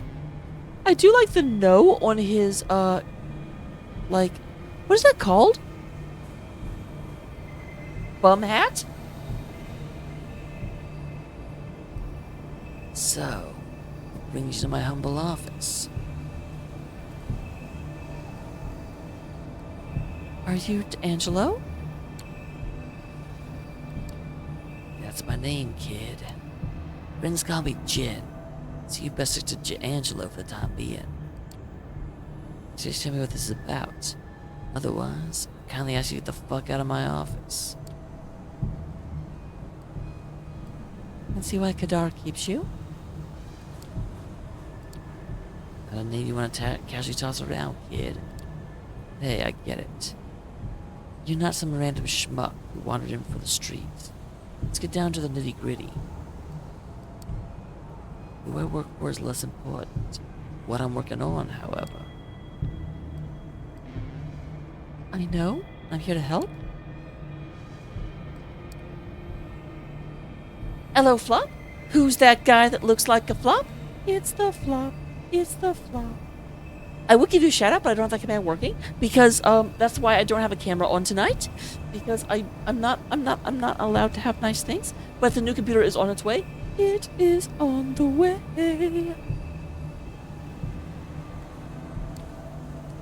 Do you now? Angelo lowers his shades. For a few seconds, he sits motionless, his eyes fixed on you. He raises the gun, almost making you flinch. Then, he twists it into his shoulder holster, a display that definitely looks like it was practiced. A lot. In front of a mirror. So, Flop, we are playing Vampire the Masquerade, Coteries of New York. Right now, we were forced to be a girl, which is frustrating as fuck. I'm sorry. Not forced to be a girl, forced to be a Tremere. I mean, it's not even shipped yet. But I am doing pretty well. We just finished our 9th Ventru, thank you. Not Tremere. We just finished our 9th day of being open up at the job, which means I don't have to fly around. That's the flying noise, by the way. If you don't know the flying sound, you know it now. See Nosferatu's lips move? The quiet mumbling clearly isn't meant for your ears. It's the end. Able to catch snippets of the monologue. Sure, they seem to care. What's the end game? What's their angle? Everyone's got one, even if they pretend like they don't. Especially then. What the hell? Maybe this town finally got to me.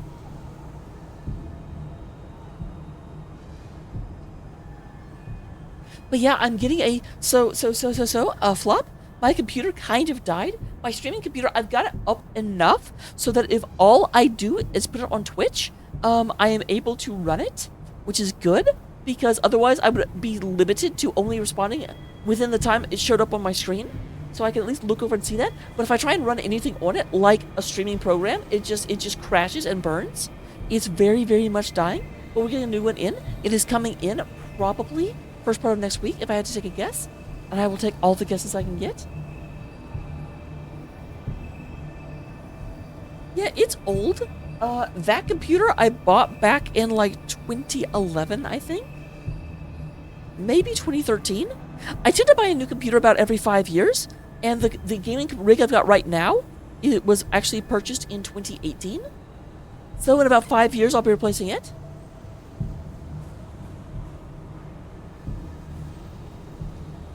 The streaming PC is actually technically stronger than my gaming PC, but I intentionally kind of dumbed it down a bit because I didn't want to pay a C note for a computer that was going to primarily be used for streaming, not for playing. And I also didn't want to have to try and get a capture card into my current gaming computer because it doesn't have one.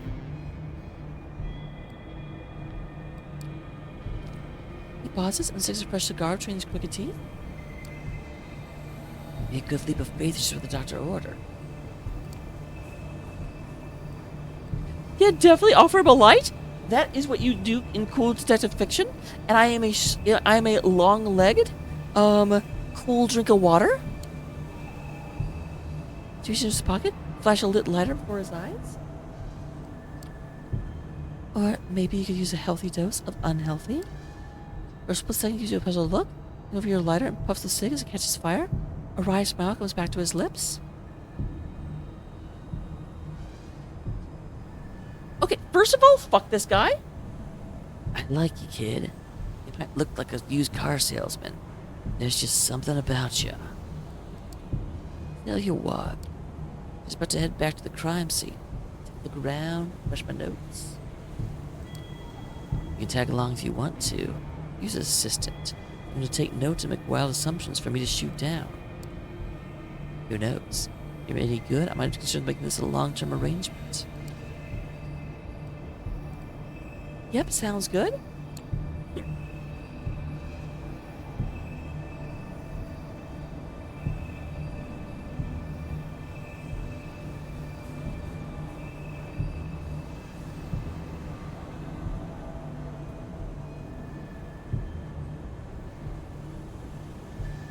I can't roll in Twitch chat, that's lame. I object.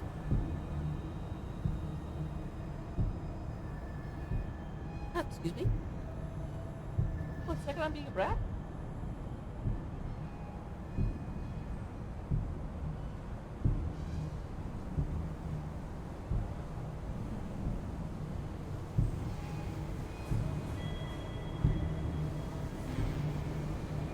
What the hell? I've forgotten how to dice. Help.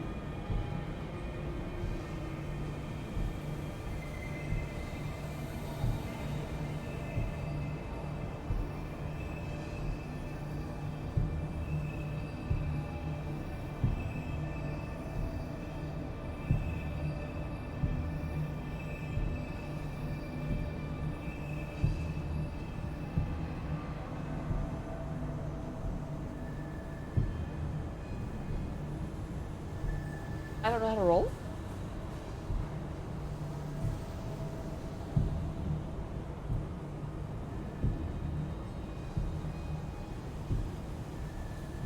I think vampires and flames are fine. Sure it does, kid. I'm the one who said it.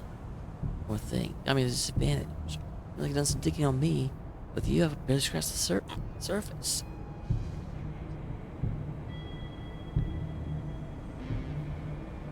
So answer me this. Who was he who sent you to my neck of the woods? Or, to put simply, who do you work for?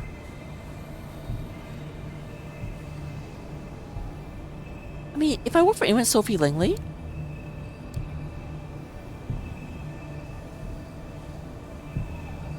Help, I'm getting the hiccups.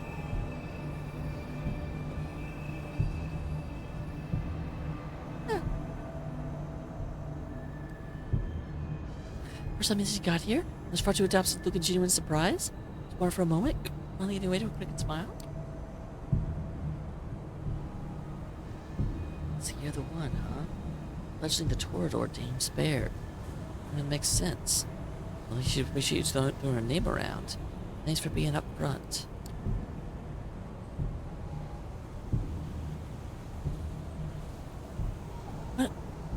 One blink is enough for you to miss Angelo. Miss you. Oh my god. Someone tell me a scary story.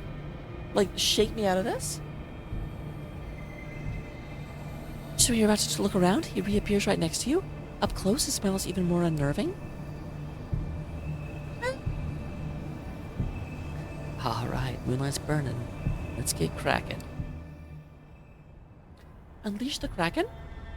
In fascination, you watch Angelo stumble his way across West Brooklyn.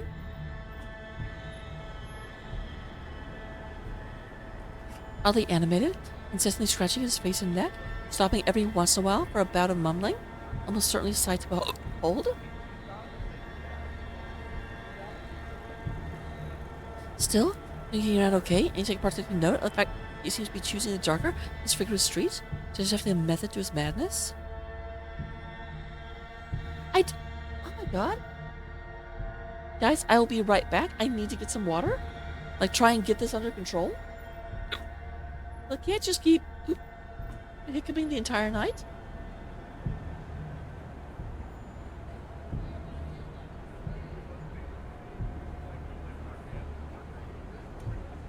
One second.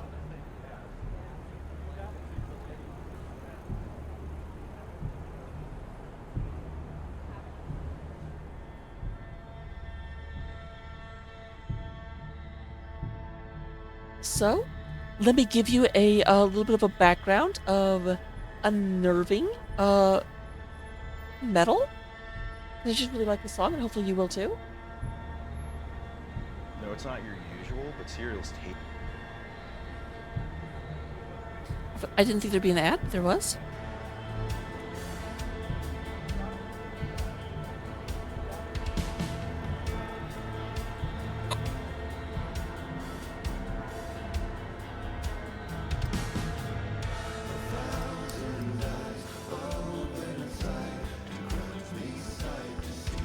Just so you can hear better.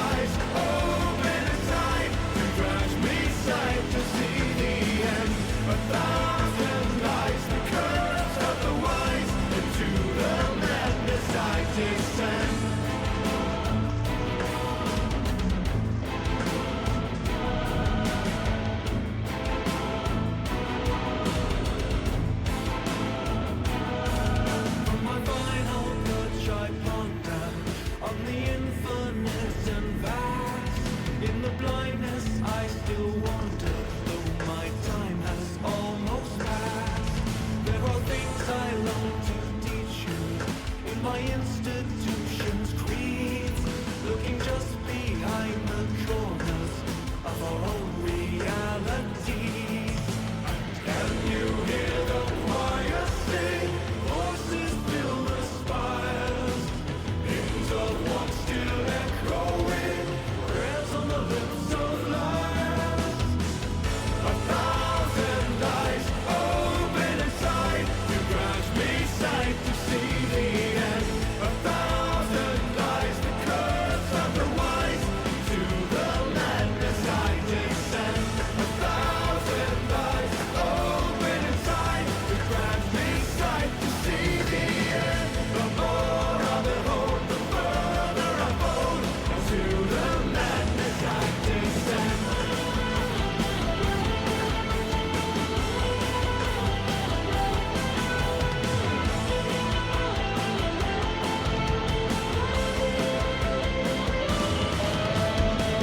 And the chords quicker melodies in the deafening urges arise. And the ones who would never be behold the end when 1,000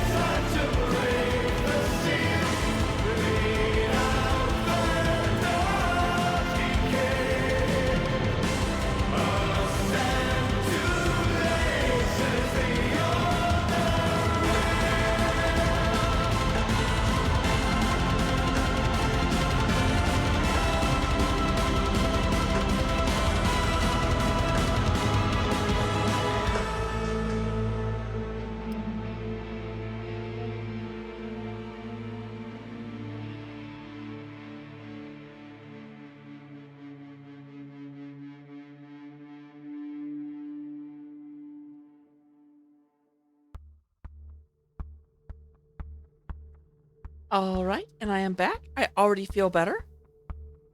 I can close this before it tries to play something else.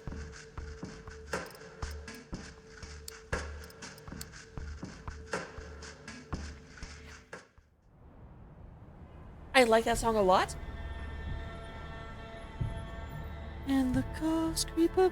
I think it's also, it's obviously not written for this song or written for this game, but it kind of feels of just going out and there's just eyes everywhere, and you have to live a life incongruent with your surroundings.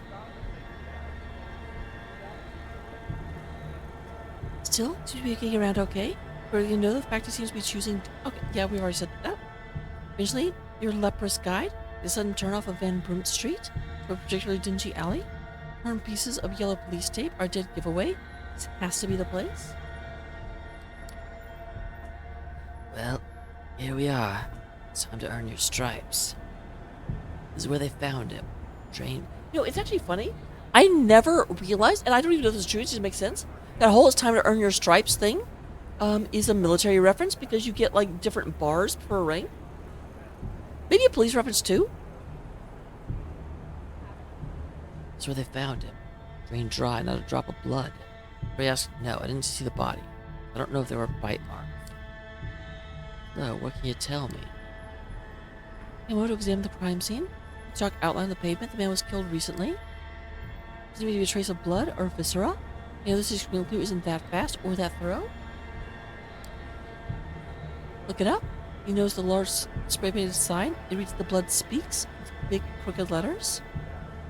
Good, D'Angelo. Nosferatu gives you an expecting look.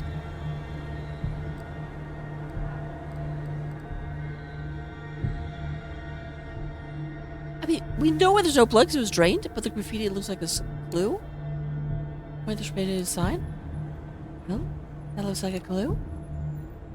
Sure, kid. Might as well start with the elephant in the room. What do you think it means? If it's not a good hard look, so Rembrandt, writing is jagged and clearly done in a hurry.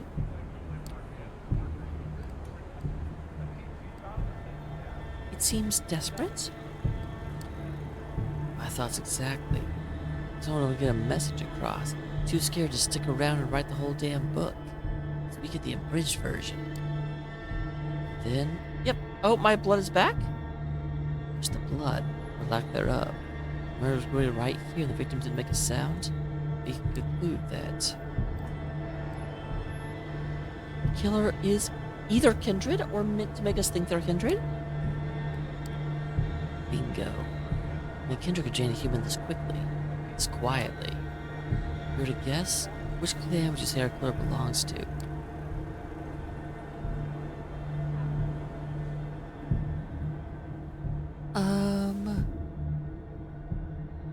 Thin Bloods. This is a very desperate attack. Kind of done in a very obvious place. Malkavians, value beauty. They would not be here. And Tremere also are just two. Like, I think there are other clans that this could be, but of the three options, Thin Bloods is the only one that makes sense. It says Thin Bloods written all over it.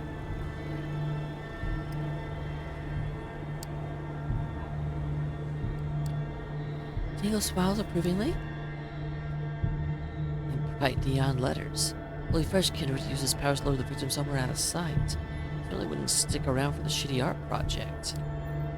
He pauses by the mangled rings of a cigar. Shit. It's like we gotta play Larson a visit. Why him? I don't even know who Larson is. Gee, kid, is he just a swell guy to talk to? He's a thin what? Why the fuck do the Thin Blood have a primogen? Is that something new? I thought primogens were for like the people who lead the clans, and Thin Bloods were just people who don't get to have a clan. That's like having a president of freshmen.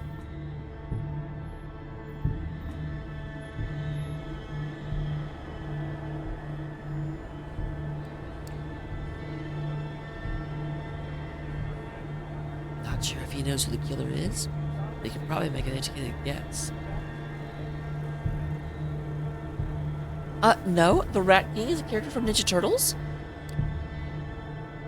In any case, we do him a favor. Just one of his is by the masquerade in a hell of an awkward position. I mean, shitting upside down awkward.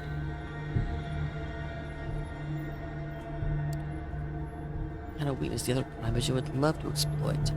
He's on the council as bad as it is. Waits for a moment and mumbles to himself. Too quiet for you to make out. Lights a fresh cigar, takes a puff. Can they even taste cigars?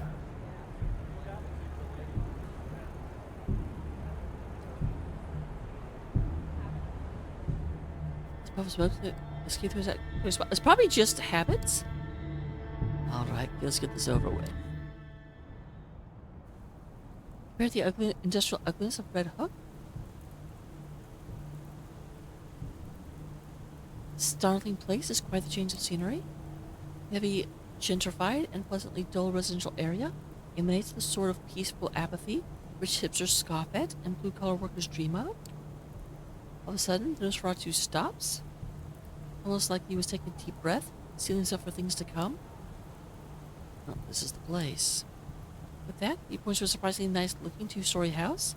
It's almost completely dark. Almost. Dim light through the curtains of the upper-story window. It's safe to assume the head of the family is working late, especially if the head of the family happens to be a vampire. Alright, you gotta be gentle about this. I'm talking velvet gloves, soft cushions. Ring, my lord, gentle. You ring, my lord? Larson out here without making a fuss. His family see us. If we blow this, he'll shut down like a speakeasy on raid night. Trust me, I know. Get it? He knows because it says no on his hat?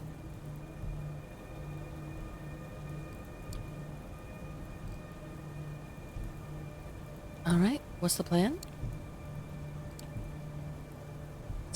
No, fuck you. helping you? You freaking, like, slant-shouldered son of a... Look at how severe his, like, stoop is. Like, I definitely don't have military precision with where my shoulders are, but it don't look like fucking that. Tell you what, shake the lead on this one. Here to see how you handle it. Take a step back and look around the area. Lit up window seems like a safe bet. Now with a viable strategy, you're suddenly startled by a loud noise. You know the sound of a dog's barking. It'll take you long to figure out where it came from. There's mainly a the leash comes into view.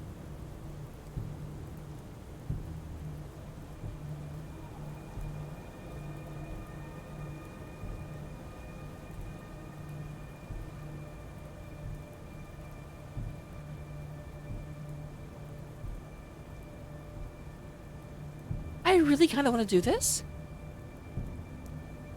I'm sorry, I'm hungry. I hope this doesn't, like, make you dislike me. Sure shows the man with the dog. D'Angelo gives you a worried look. Kid? Shushing you with a gesture. Under the shadows and crouched behind a well-trimmed hedge. Dogs want to go fucking nuts. You best not be thinking what I think you're thinking. So when the man gets closer, he's bleeding from the darkness, both his arms sink your cheek into his neck. Blood gushes into your mouth, thick with surprise and laced with just enough fear. It's all so quick, yet so sublime. Man goes limp, but his best friend does not. The dog goes off with a barking spree that makes the dead man cover his ears. Or the victim ready to let the beast loose on the hapless creature. But D'Angelo quickly contains Merce's appetite. Pushes the animal, straight in its eyes, mumbles something under his breath, an oddly melodic whisper. I needed the blood! By the chance, the dog goes quiet and lays on its back. There's the lights around some of the houses. You see an angry look and pulls the unconscious man in your arms. It's like now.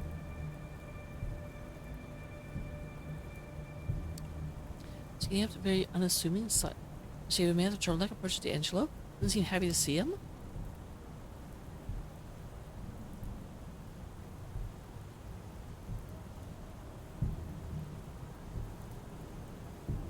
I mean, I got him downstairs. Yay for me. So if they gave me feeding opportunities more regularly, I would have picked a better one. But I had a concern. I made a bad decision, but it's only because I made bad choices. Are you fucking insane? I mean, I know you are, but this? Nothing by your standards.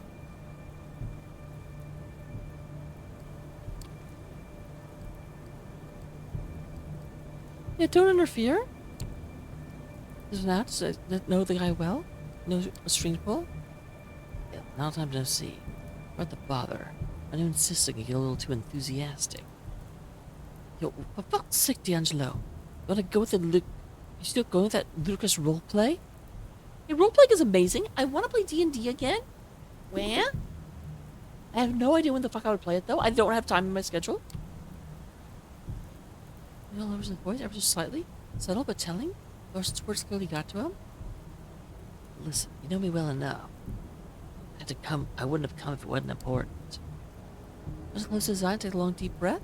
As again, his voice is calmer, but if not much friendlier. Fine, what do you want?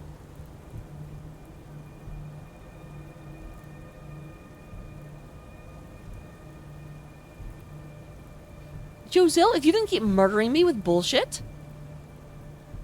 But also, I'll be the first to say, like, the module you guys were playing is like the worst module for me, because I'm a roleplay enthusiast, and there was just not a whole lot of roleplay in that. It was very combat focused, which is bad for me. I want a mystery to solve. I want interactions to have. I want to be the star.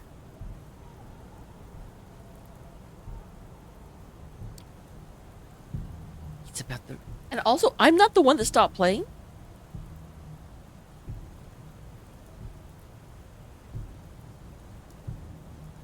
It's about the Red Hood murders. You think one of yours is responsible? Bullshit. Dustborn's got enough trouble staying alive out here. Must be making them openly violent masquerade. Desperation. Those been leaving messages. Whoever they are, they know something that they can't share with just anybody.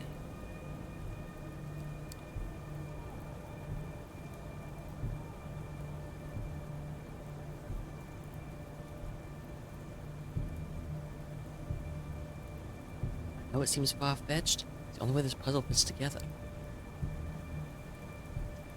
I don't buy it. You're reaching, trying to find a scapegoat. Get your boss's good graces. Word gets around, Angelo. Think I don't know who you're working for? Didn't help us clear your name? What have you got to lose? Everything. Gone on the council side for a while. The excuse they need to get rid of me. But what if it turns out one of yours did it, and you sat on your hands to protect him? Think the council won't jump on that? He looks off in the darkness, pondering his options. He lets out a heavy sigh. Look, I'll ask around. Consult my sources. If it turns out one of my own's responsible, they'll face justice. Meantime, you keep your deductions to yourself. I've had enough trouble as it is. Deal. Anyway, if you'll excuse me, I have to get back to my family. And with that, Larson retreats to the elusive safety of his home, decides best to move along. On other sides, Giallo's muttering seems to have taken a back seat. Oddly enough, you find his newfound reticence somewhat unnerving. And Joselle, they are absolutely bullshit. But even then, like, the big thing was just the, I won't say lack of agency, but it's just, and this wasn't your fault, you were running a module. I don't remember, it was something that was like roll a save or die, and I failed the save and I died. Wasn't even like, I didn't even think those spells existed in 5th edition.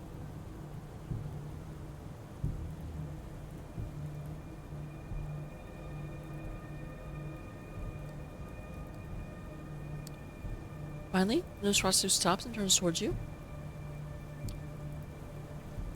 Hell of a night. How about you, kid? I sure could use a drink. Something warm, a tall. We can't even taste alcohol? First, let me tally up your score. Your first impression. That's when you talk himself out a tight spot. Talks cheap, the bullets, not so much. From the crime scene. I hadn't figured out my own, but hey, can't all be professionals. You call for subtlety, so we don't want attention. Discretion's what separates a private dick from any old dick. All in all, did fine. Not fine, fine. Not bad. Don't let it get to your head. I'll be in touch. Let you know when I hear from Larson. Ready to meet me at the office. He starts to walk away, but suddenly stops and turns back towards you. Bring a notepad. Your assistant should have one.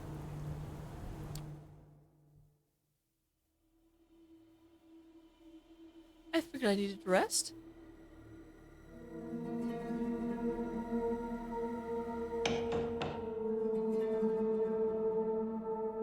Oh, I don't remember the exact spell. It might have been Phantasmal Killer, but whatever it was a roll a will save or die, and I failed the will save. Now, I will say in Joselle's defense, Joselle kept targeting with me because I had the best will save in the party. So, like, it's not like Joselle was being a bad DM. I just happen to think that save or die spells are bullshit. They don't offer any opportunity for counterplay. It's just like, oh, okay, well, you had bad luck on one roll, so you're just dead now. But again, it was a module that Joselle was running. It's not something Joselle like put into the game. It's not an adventure Joselle crafted. So, like, credit where credit is due.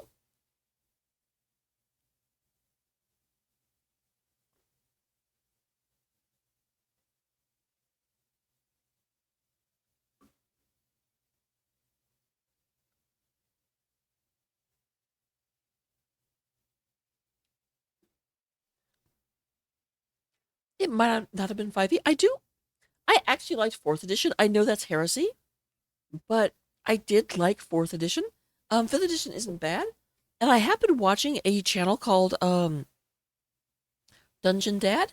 that goes through a lot of like modernizing monsters for 5th edition. It's kind of got me having the itch again.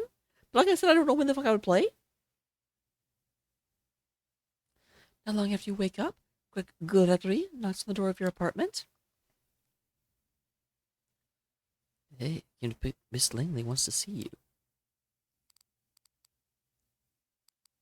Do you know what she needs me for? I'm not in the position to ask. Car's waiting, shall we? There's well some thoughts as a few nights ago. As if you guys were the same thought. Maybe you should just leave, disappear. Sophie find someone else to employ. Yeah, no, I mean, people are like, oh, it's too video gamey.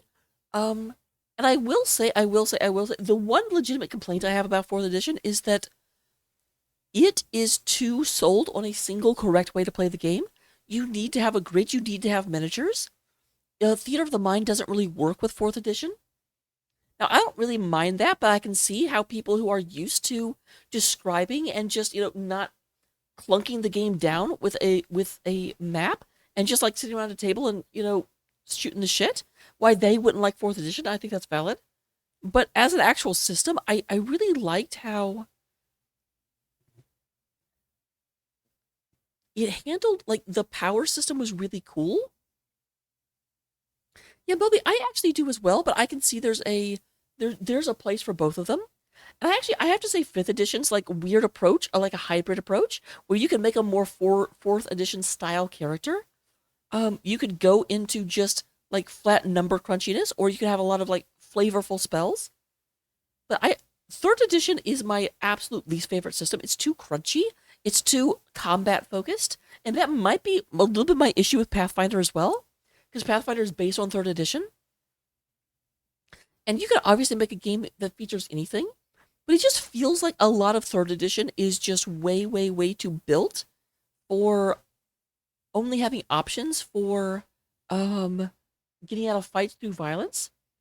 It didn't really encourage roleplay as much of all the systems I've been in. But granted, a lot of that comes down to the DM, but at the same time, to come back and defend Joselle, when you have a module in a system that is specifically, oh, awesome.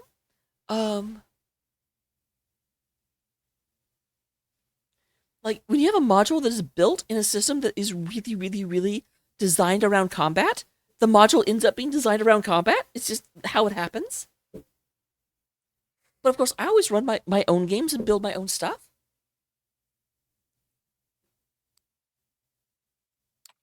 But then you remember the Anarch Thug being cut down by Kadir? How close you were to the same fate? Not even a week ago? And that might still happen if you step out of line. Previous visit, Sophie seems not entirely present when you enter the room. Her eyes are locked onto one of the paintings.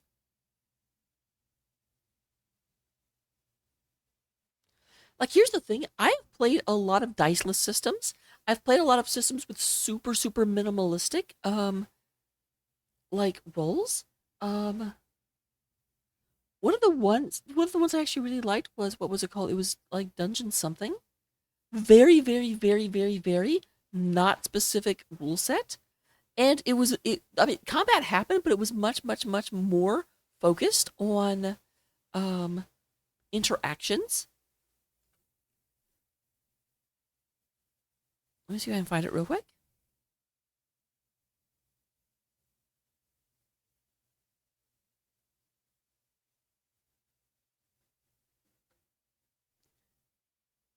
Yeah, it was Dungeon World. That was the system. Dungeon World is very, very, very loose. And actually, a lot of its stuff has to do with momentary advantage in exchange for making things worse later. And it's an interesting dichotomy. But it really depends on having a good DM. As we previously visit here, Sophie seems not entirely present when you enter. Oh, yeah, I already said that. Pretty sure it was here earlier. She's behaving as if she's seeing it for the first time in her life, entirely entranced. He clears his throat. Sophie turns to both of you. Irritation or coldness, but soon gives way to a pleasant, warm smile. You're here. Excellent. Thank you, Gregory. Her driver leaves, and she turns her attention to you. I hope you've had a good few nights, made some new acquaintances. But I have to say, I am happy to see you, Raka. Thank you for coming. Changing mood is sudden and startling, makes you consider the true power of the vampiric charisma. Rationally, you know you're being manipulated, but you don't even care.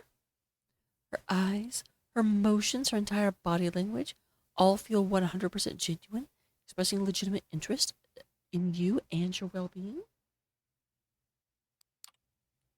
I have a request for you this night. To find someone and make a delivery. Points to a statue at the side of the room. There's a plain-looking flash drive lying on the edge of where the inanimate archer's bow touches the pedestal. The man you'll be looking for calls himself Kaiser. A very pompous name, I know, but we all have our little eccentricities. He has eyes and ears all over New York. It's rare for something to happen without his knowledge. I need you to take this flash drive and bring it to him. In exchange, he will give you an address, which I need to know as soon as possible. Better ask what's on the drive. Sophie proves to be one step ahead of you. Don't worry about the contents. They are encrypted. Precaution for if the data falls in the wrong hands. But it won't. Correct? She gave you a smile that just a handful of nights ago would have made you feel like melting. Oh, and Raka, Kaiser is a Nosferatu. That twisted, deformed lineage. He's old. Age has made him even more paranoid than others. He holds many havens and changes them often. I've gathered he or one of his servants should be found at the park on Coney Island tonight. We'll have to identify them somehow. I'm told Kaiser spent many nights these past few years around the city in a black limo. Maybe keep an eye out for it. A smile again, but much shorter.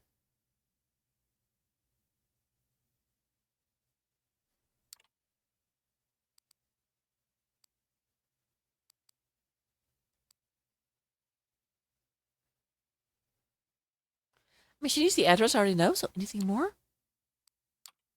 He's been here a long time, but as long as I have. Got into a lot of trouble for exchanging information with both the Anarchs and the Camarilla, but ultimately got off scot-free. Kaiser's web of information proves to be strong enough to shield him from the consequences of playing both sides. Some say that's the best proof of his ability. In any case, be careful when talking to him. He's very particular about everyone's etiquette except his own. Good night, and good luck.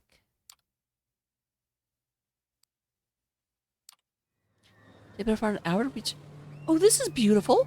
I've never been to Coney Island. I've been to Coney Islander, but that's a very different experience.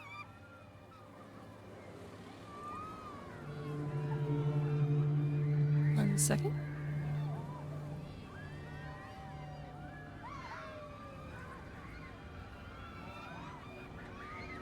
If a message popped up, I have to make sure I don't care about it.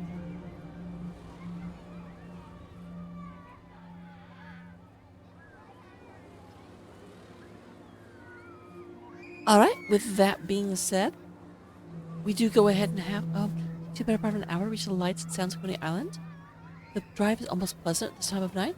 Thank God for the Belt Parkway. I don't know enough about New York to really get that reference, unfortunately. I've been to New York one time. Any people here tonight? No one who stands out as a traveling purveyor of secrets? And again, if they did stand out, it would be kind of pointless. That's a very loud background dirge. And you figure out the right approach. Is there for signs he's paranoid? There are plenty of nooks and crannies to investigate. Kaiser frequents this area. There has to be some kind of clue to grab onto, right? Why is it so loud all of a sudden?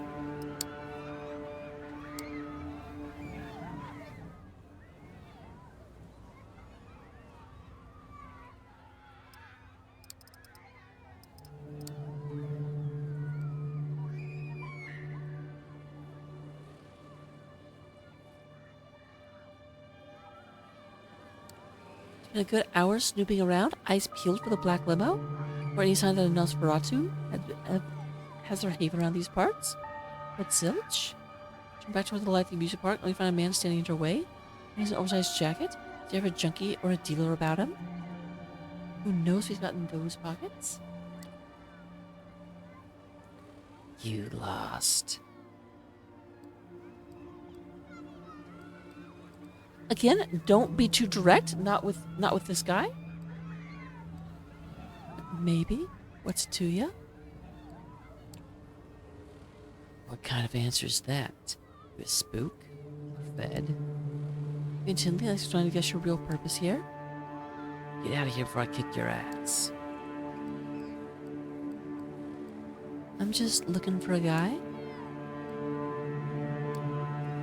No idea what you're yapping about. He's terrible, really full of shit.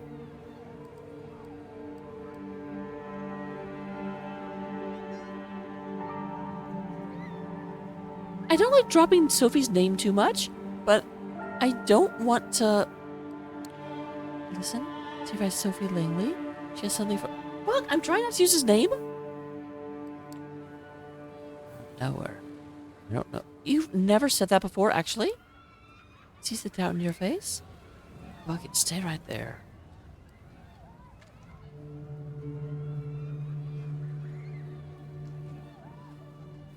You a fine little contact now, drop it like it's hot.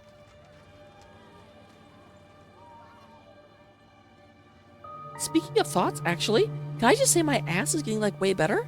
My stomach isn't, but my, like, I've definitely got more grab in the back.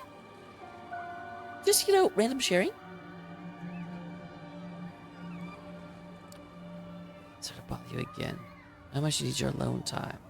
Sounds fair. Wonder wants to sit there with Langley, Sophie Langley. Start loud obscenities from the phone, and whispers away from it when the call stops. You hear the Count's laugh from Sesame Street. Seriously? Oh. Is that the Count's laugh?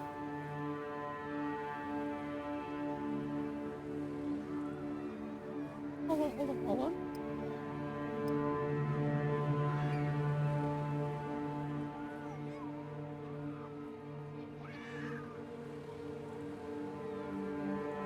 At Jiffy Lube, it's our job.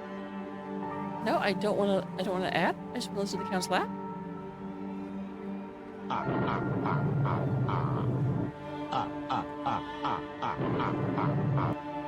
Okay, that's what it sounds like. Immersion.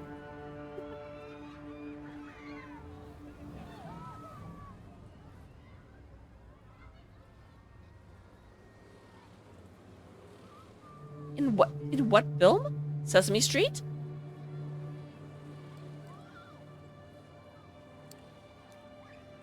He's on his way. Don't go anywhere. A 15-minute pass from the limo stops near where you're waiting. One door opens in invitation. So the limo used to be a luxury lounge. And we're a strippy pole and holy shit! Oh, that's the one from the 20s?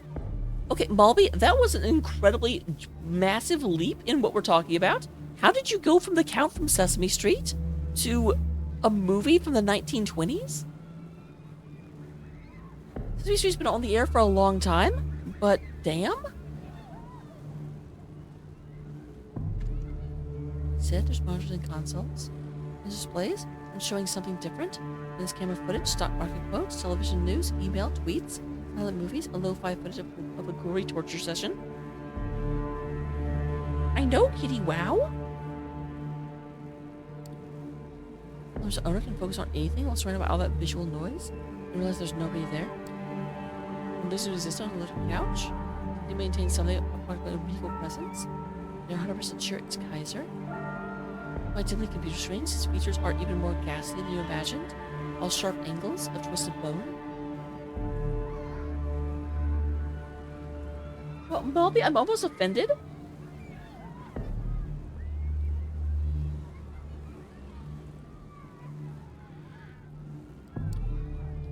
He bears them in an awful parody of a smile. I kept wanting to make that progeny, and I don't know why. Doors closed behind you.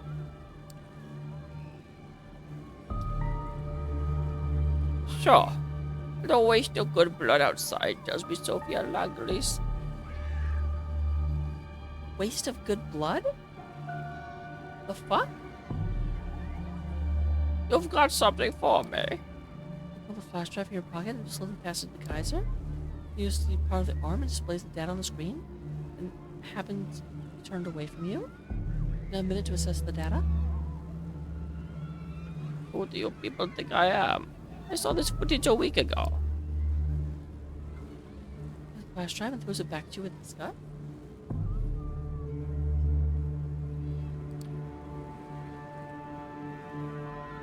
Tell Sophie the deal is off. She wants her address, she can give me something else. Yeah, how do I make it up to you? Sorry, this proved disappointing. Can I do something to make it up to you? He seems genuinely impressed. Now that's what I'd like to hear. In fact, I was just about to mention it. I have something in mind. We'll talk again soon. You do that for me, the address is yours. Now, would you be so kind as to get the fuck out of my car? Be sure you're done here. You close the door behind you. Immediately starts backing up. The window slides fast as the limo is on its way. Lester's lackey is nowhere to be seen. Wait to your car and drive back, wondering what tomorrow brings. Alright, so I am able.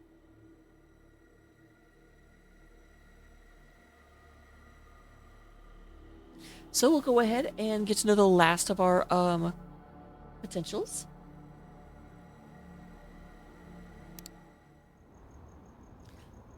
You make your way through the Grand Army Plaza, passing the soldiers and sailors of Memorial Arch. Can't help but feel a tinge of nostalgia as you picture the place you've seen it consume at countless times, broad daylight teeming with night. You quickly get over and pass through the northwest gate to Prospect Park. Park is its usual maze of unkept foliage, dimly lit alleys. Silence hangs in the air, as it would this time of night. There appear to be any sign of kindred presence. Like Langley's source that are a bunch of bullshit, but you're not willing to give up just yet. As you ponder your options, your footsteps coming from behind a line of trees, quick but evenly paced, most likely a late night jogger. No vampire would take kindly to you feeding in their domain. Perhaps you could kill two birds with one stone.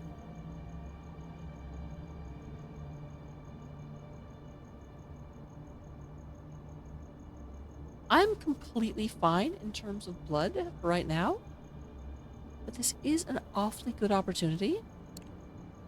So the footsteps bring through runner's path, swiftly but quietly to intercept them. Climb a tree and wait for your prey to get closer. In seconds, a young man in off-brand tracksuit trots in the view, but in his ears, beat heavy music bleeding through. That should make things easier. Just as the man passes by, you emerge behind him and plant your hand firmly on his neck. So first, but soon you get your fangs pierced skin and panic its way to peaceful submission. A little later, as the warm liquid trickles down your throat. First, Vitae was. So apparently, we're just not caring about the fact that I have specific blood anymore. Somewhere, in the deepest, darkest crevice of your mind, the beast stirs in its slumber. You stop feeding just in time. The girl is satiated and the beast is fast asleep. What do you mean just in time? I'm doing really good about feeding it. Set the day's visit on a nearby bench. Go back into focus, then you realize that something is not right. In a split second, the air by the side of your head swirls like a vortex. Driven by sheer instinct, you lean back just as 5 finger-shaped razors cut through the darkness and see your face by an inch. While Shadow jumps back a few... Man, vampires are rude. For those of the assailants, it's pretty animalistic, but not the one you're looking for. For starters, it's a he.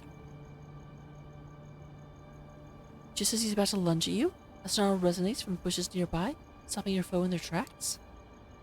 Out of the shadows emerges a young woman, baring her teeth ever so slightly. Walks over calmly, her eyes fixed on your assailant. I will always feed? I'm a glutton? It's a problem? Presence enough to make him reconsider attacking you. I'll withdraw completely. Then it's over.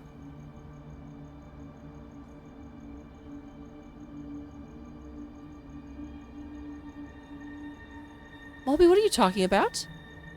Both the, like, blood mage guy and the, detective are not female vamp witches. Then it's over to her, puffing up his chest. Stay out of it, Tom. I smell it first. Tam? How about that? There's an eyebrow but remains silent. Compatriot turns back towards you.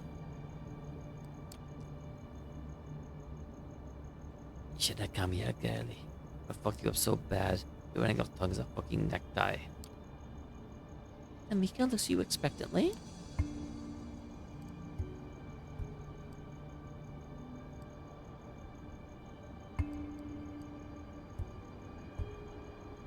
Calm down. I'm not looking for a fight.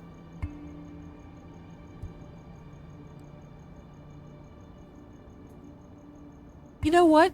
You know what? You know what? This guy already attacked me, yeah? Alright, boy. See if your bark is as bad as your bite is as bad as your bark. Really taken aback, he looks over to Tamika, gauging her reaction. Guess I know who the alpha is. A visible smile creeps up on Tamika's lips. Man's eyes narrow. Can't really see it, but the hair on the back of his neck just stood up.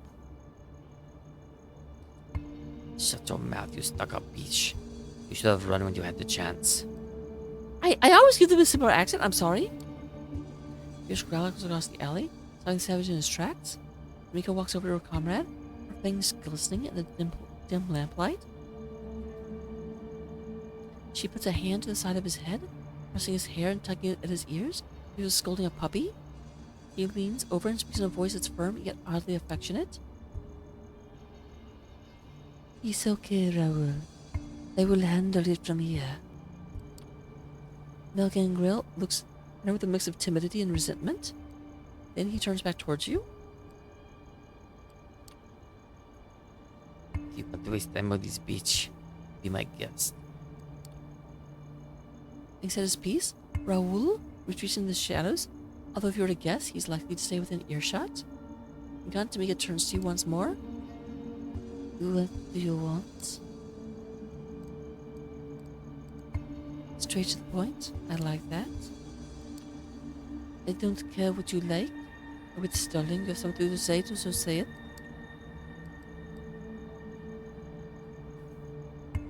I'm looking for partners.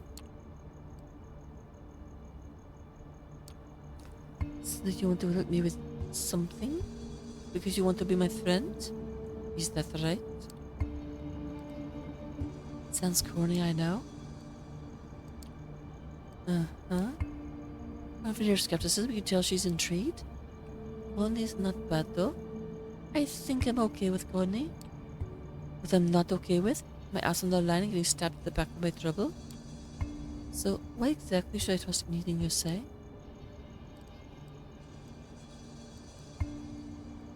I forget who the fuck Jezebel is. Yeah, I don't expect you to. I expect you to. Not yet, anyway. Good. Because my trust is earned, not given. I guess it's high time. You let me earn it. Brief moment, she stands there motionless, straight into your eyes, trying to size you up. Finally, she looks away. It looks like she's come to a decision.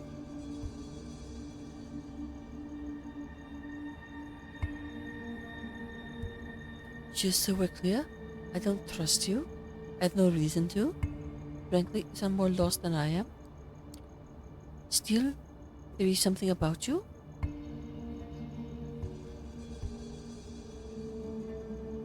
Can't you move a cat? You look like you should reek of bullshit, but somehow you don't. So, I'll give you a chance to prove yourself. I have some outstanding business to take care of. I'll let you know once that's done. Meet me here, and we'll see what you're really made of.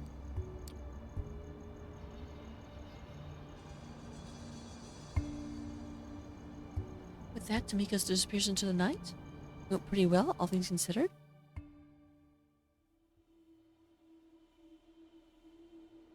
So that is all 4 of our potentials. Walking down the street towards your haven. Some other towns. A sidewalk will be deserted this time of night. And I see there's plenty of passerbys going about their business.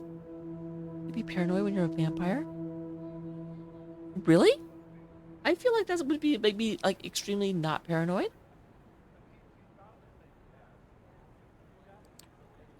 Kindred have many enemies. Most enemies have one trait in common. They're invisible, indistinguishable from a normal humanity. Other vampires, hunters, they all look like people. Old man, just a tired restaurant worker, or kindred thrall tailing your movements. My foot has fallen asleep.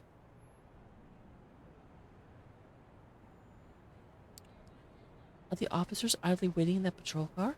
Ordinary cops or the Second Inquisition specialist looking to end undead threats? Not thinking at least of badness. Can't shake the feeling that someone is watching you. Not the first time you felt like this.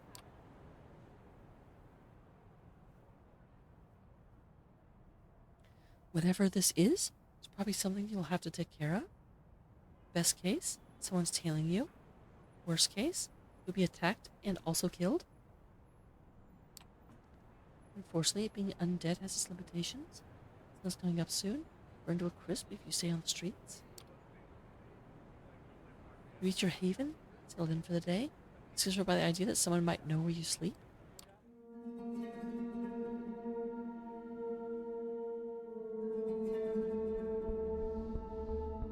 You wake from your slumber and emerge from your haven. It's a familiar face from the other side of the street, standing on the corner and looking straight at you. That's just lackey you met recently, Jackie. He nods, encourages you to approach. His hands are outside his pockets, and he seems pretty relaxed. Keeping his eyes on the street, though, making sure you're alone. He smiles awkwardly when you approach. Hey there, Jackie boy. Something from our mutual friend. Read it, memorize it, and give it back. Oh my god. Calm down. It's a letter. It might be a page ripped out of a spiral notebook. Writing is exquisitely detailed and deliberate. It reads, "And square your debt with me. Go to the wine shop at 232 Mulberry Street. Ask for 1821 Special Reserve. Donatello. Necromar. Am I allowed to say that? Also, I'm cheating.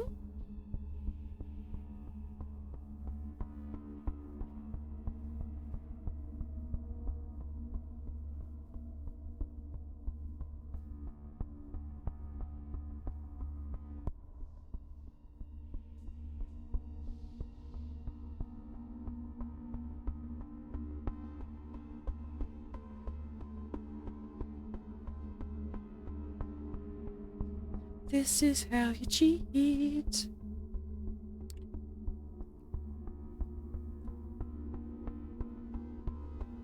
Fucking hell. You say you don't have it? Say you are a...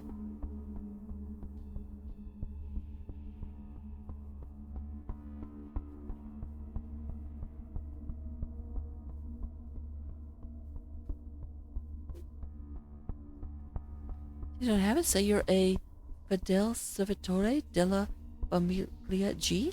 Those exact fucking words. Make sure you get the G right. You get a bottle. Just take it and leave while saying grazie. Not how much it is or anything else. Just walk out. You have it? Come back to Jackie Boy and we'll let him know. Oh, that was not the guy talking. You done? Memorize that shit and hand it over. Your boss was a letter guy? Yeah, well, some of these are better done an old-fashioned way.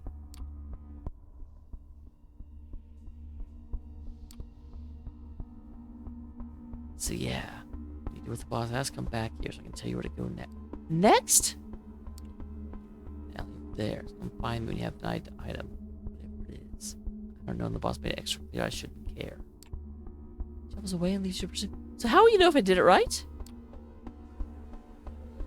If the address mentioned the note, like any local restaurant patrons, the street is mostly empty at this time of night. But curiously, the wine shop is still open. Inside, a small, middle-aged woman, curly hair, stands behind the counter in front of a wall filled with wine bottles. I'm going to see if I can do it by memory, but if not... A man with a black polo leather jacket with sleek comb-back hair. He's reading a newspaper. Pauses, a little bell rings when you open the door. Sips from a small steaming cup. Goes back to his broadsheet. Good evening. How can I help you? It'd be nice. That's such a big selection of wine. Do you have a bottle of the 1821 Special Reserve Donatello Negramaro? I didn't have to say it. A curious look. Let me check. You're looking through a database on the laptop. Some applied smile. I'm afraid we don't have that one at the moment. Sorry.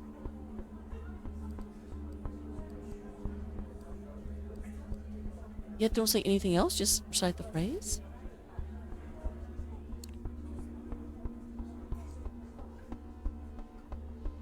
Okay, now I'm mad. In that case, we see we have in the back. Be here, please.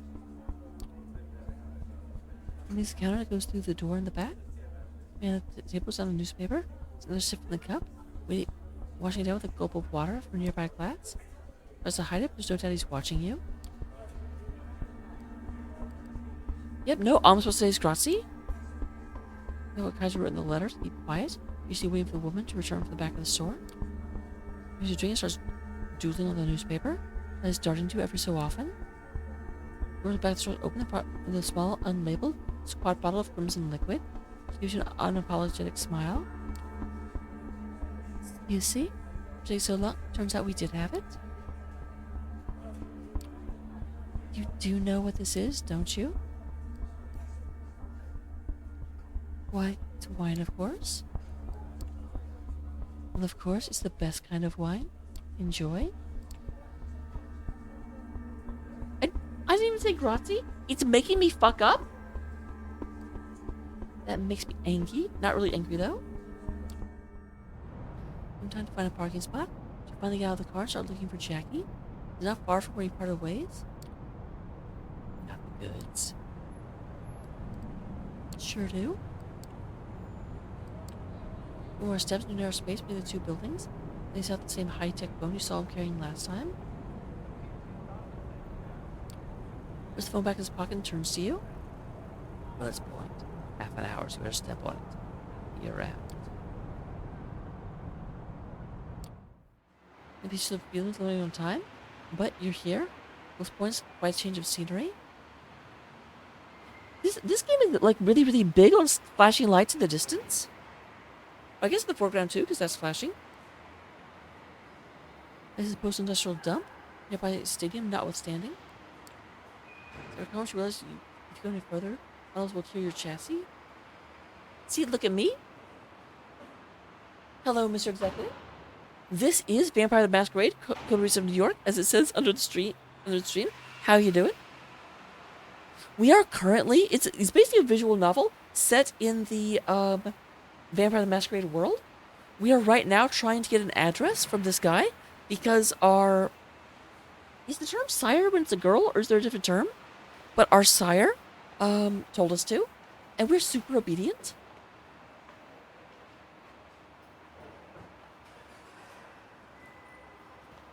We stepped into one of those gashes in the asphalt, splashing the ankle-deep water. Kaiser's limo is nowhere to be seen. The whole place pretty much deserted, other than the apparent proprietor of a lonely bar.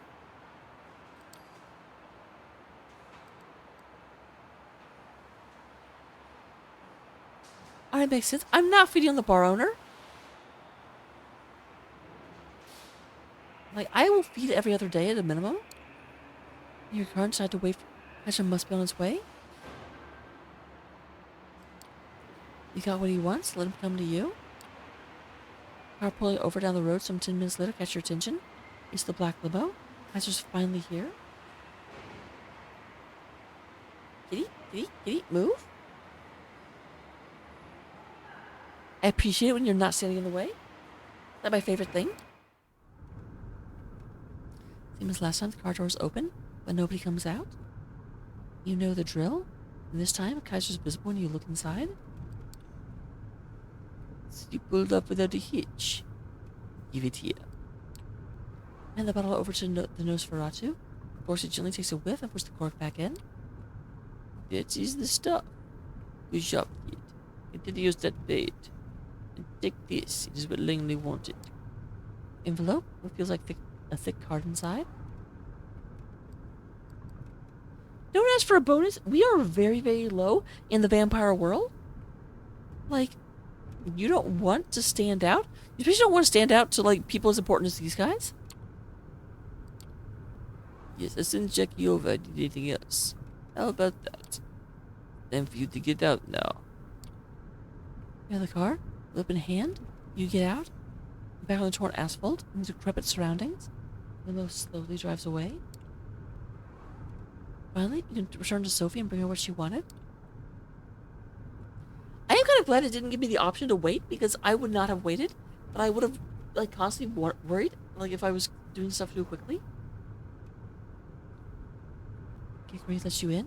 Your shrill, unpleasant laugh, like Sophie's having a guest over. He's the man from Elysium, the glasses and the good taste in suits. Ah, Raka, so glad to see you. Tell me, did two of you previously meet? Wait for an answer. He approaches you, energetic, almost dance-like step, and puts out his hand. Oh God, what kind of voice should this guy have?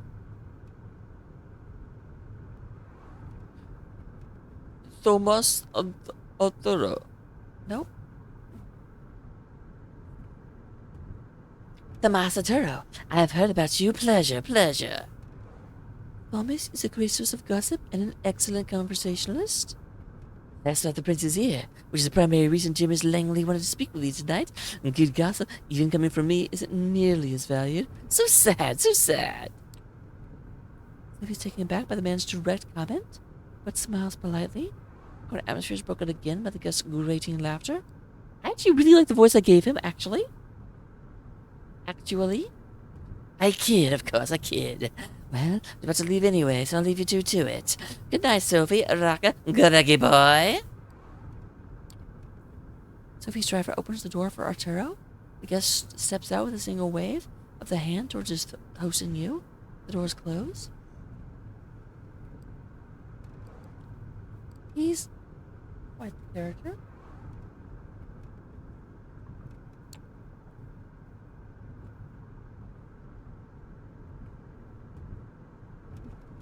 Are there fireworks going off?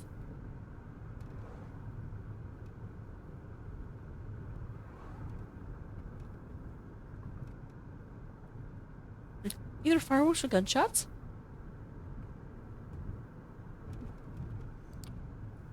Yes, quite. But he has his uses.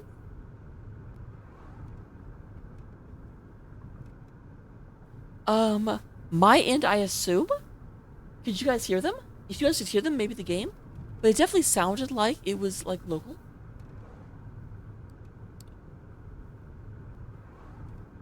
Thomas has clout in court and access to many juicy details on everyone, from the prince to the lowliest primogen.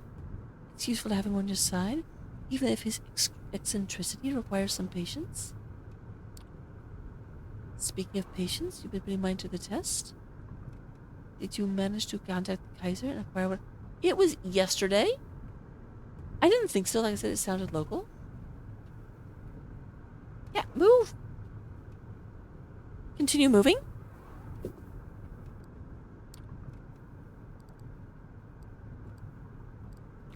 Yes, I had to do another job for him first.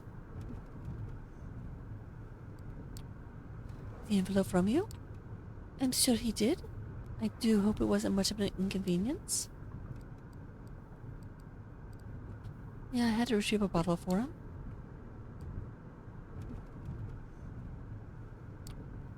Wine shop, code of phrases, and that degenerate pest. As it calms down and smiles at you. Don't worry. I'm sure whatever the Kaiser had you do, it'll blow over. She wants the letter and looks at the card. You notice the same letterings on the Kaiser's note from before, but can't see the details. Yes, I need to call in some favors. I will likely be busy for the next few nights. You have my permission to show some initiative. I will contact you soon. With that, so man, this is not the like sexy vampire dalliance I was expecting. Very disappointed.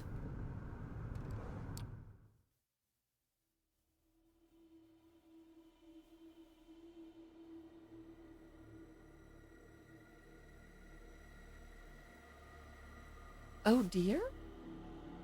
So we have 2 side quests. Faith and Myth, and Somebody's Watching Me. And then our 4 associates.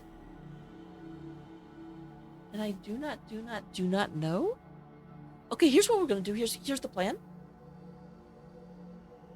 I definitely want to finish the associate stories. I feel like that's important to have a coterie.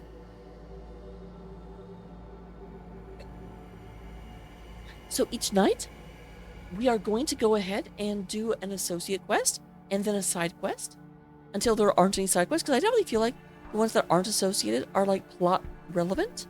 And then these are like side stories. Now, you probably want to finish some of them, but not all of them. Whereas these probably do something. So the question is, which one do we finish? My preference is Hope. Like she was the one I enjoyed the most. But I will listen to you all. I value your opinions. For those of you that came in a bit later, Mr. Executive, Hope is the Malkavian.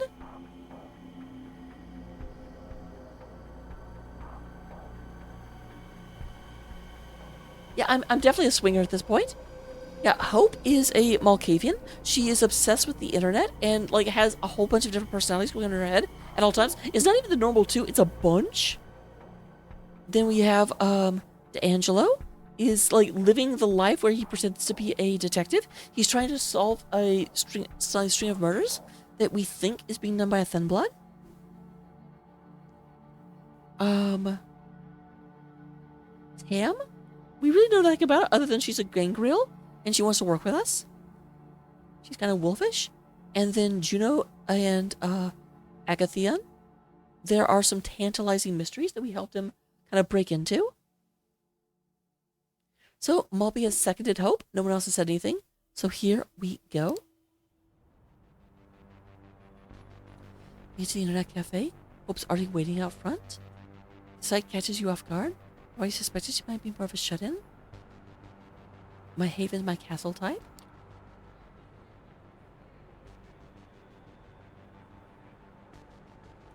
Yeah, Malby, that's what I said. I said Malby has said Hope, and no one else has said anything. I thought you meant Hopper, as in I was going to be jumping around. Hope, I'm not in front of a computer. I can't see this. Perfect timing. Need to go for a ride. Get in, get in, get in. Your response is just jump behind the wheel of a lavender into roadster instead. The engine starts roaring unexpectedly, causing everyone's head to turn. When you attract Neith's attention, you quickly slip into the backseat of the car. The moment you shut the door, the vehicle is off, tires screeching.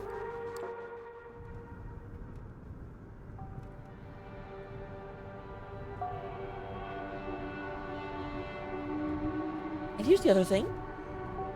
Again, I feel like we need to finish sub-stories. So if Hope is available, Hope will be the one I do until Hope is not available.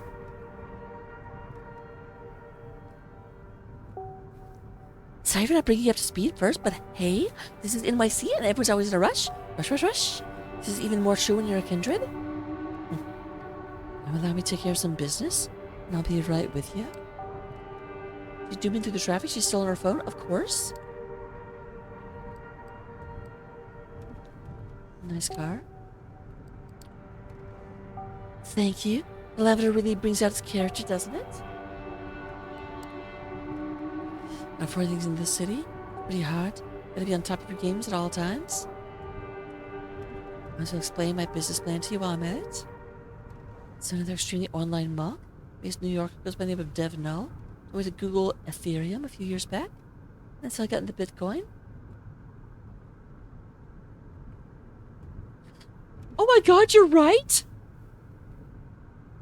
It's not even like a different scene that they put in.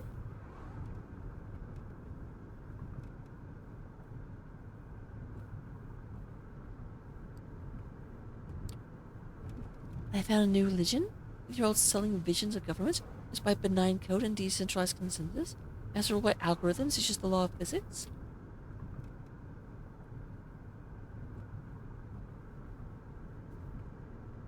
I don't know if I should be using different voices for her or not. Idiot man, child investors, trying to shape their realities through sheer fanatical zeal, and dedicated collectors of things abstract and rare. SHA-256 decryptions. Just ban them all. Giant style's far more aggressive and dangerous than you're comfortable with. Is it just you, or does she peek into the rearview mirror more often than she looks straight ahead? A hyper-speculative environment where nothing is of real value, only abstract beliefs matter, and your life savings can be ruined by a single bullshit tweet? How could I refuse the allure?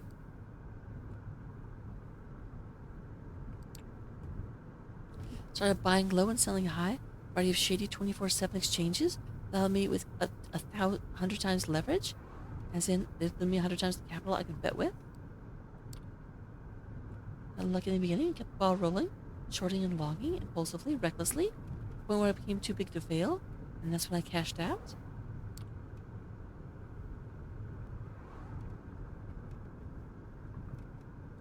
Car comes to an abrupt halt. You bump into the seat in front of you. Okay, this story will be continued later. We're here at our first stop. Can you do me a favor? First stop? Yeah, I need a few of your hairs tonight. This one's as simple as it gets. The weird guy in the Yankees cap. Approach him, tell him you're young, hot, petite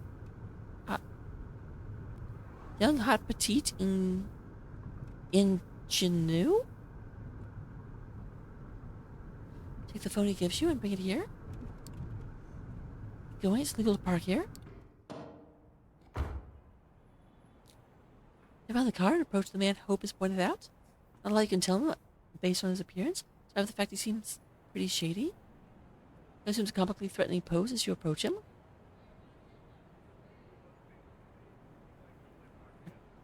What do you want? I'm sorry, I forget what voice line that is. It's from Warcraft 3, I think.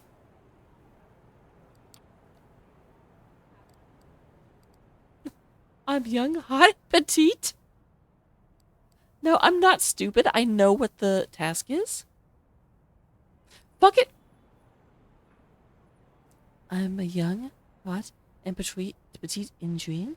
Anything to get yourself a lovely new smartphone? You're so rude and help me out here. Will you please? Alright. Pocket and convenient covertly pass it to you. Everything's been prepared and preloaded according to your instructions. Should take about 2 minutes to transfer the data. Now get out. The man walks away with an exaggerated hip-hop gait. Step back into Hope's car. She immediately steps on the gas.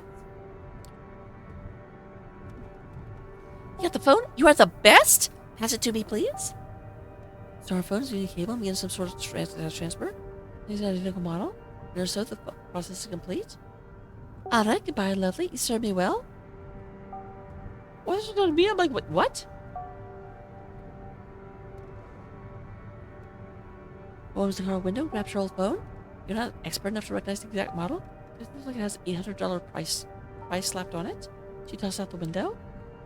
Surprised, you look behind you and see a car in the opposite lane run over the abandoned device. I've been needing a lot of burner phones lately. Not gonna use some cheap piece of shit. Intersection, red light. She takes advantage of the moment to shoot a driving selfie without strategically excludes her face. And uploads to Instagram. So her handle there is Averse Beauty. I am not hip enough. This game is making me feel old. No. I'm telling you a story. Yep, Bitcoin. Right. At some point towards the end of 2017, we convinced I needed to cash out. No way the bubble was going to last forever. I always knew there'd be no grapes of wrath in the cryptocurrency era. I would be a series of profound antisocial, disconnected events. Britain culture was a decentralized church of lone millennials, who the established modern values, and kept atoning for the original sin of not buying Bitcoin back in 2013. Yeah, I can feel that one. Another abrupt last second turn. You're pressed against the window. What the hell is going on with your driving style? You had a life you never wanted to live. Anyway, you get a chance to priceless pile of nothing. Untether yourself from worldly desires. Find joy in suicidal ideation.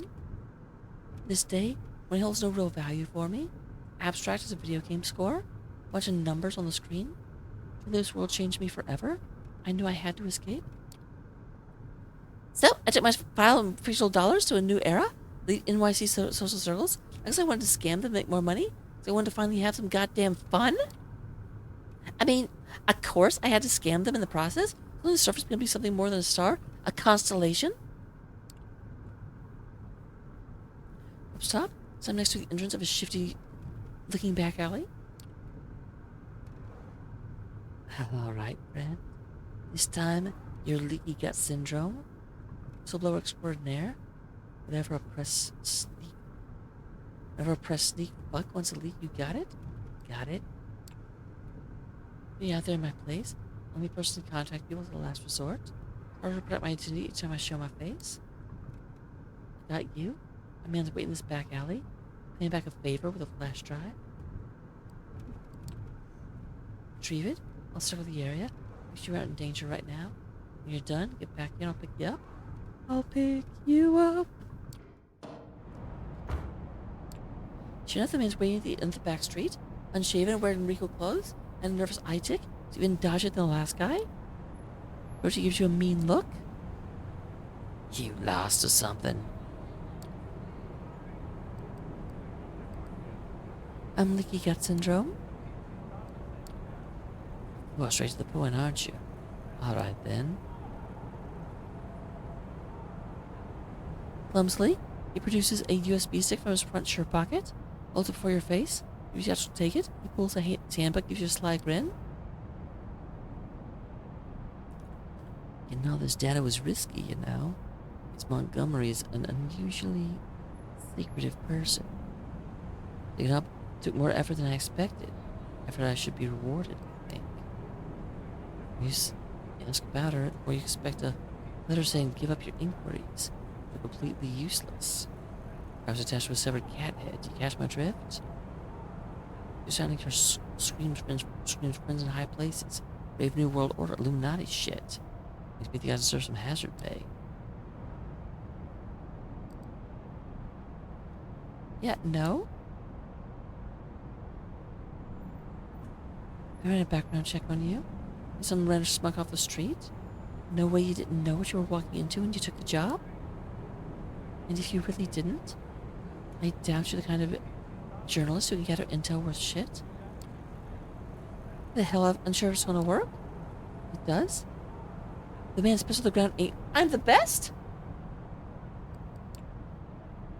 Alright. So put you on the spot like that. My bad, okay? Handling the flash drive? You take it? Oh yeah. One more thing. Not really sure what it's about. My informers claims you might be interested in this. Pack of blood?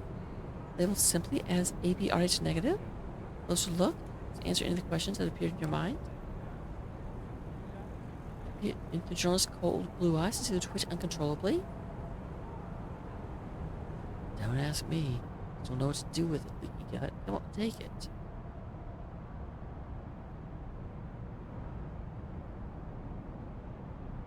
Yeah, that's definitely a masquerade violation. Keep it? No idea what that informant is? They've been feeding you bullshit, buddy? Yeah, I don't think so. This car appears behind the corner. As you walk on the street, slowly stops you approach, but slows just enough you can jump in. The moment you close the door, using the gas pedal at full strength, lets the engine to roar. The driving style definitely doesn't reflect how laid back she seems as a person. We got it? How'd the meeting go?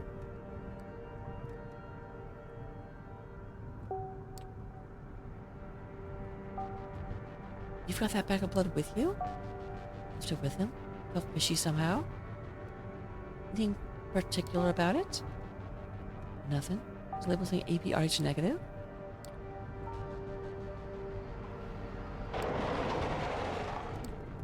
I'm okay. That bag was a message.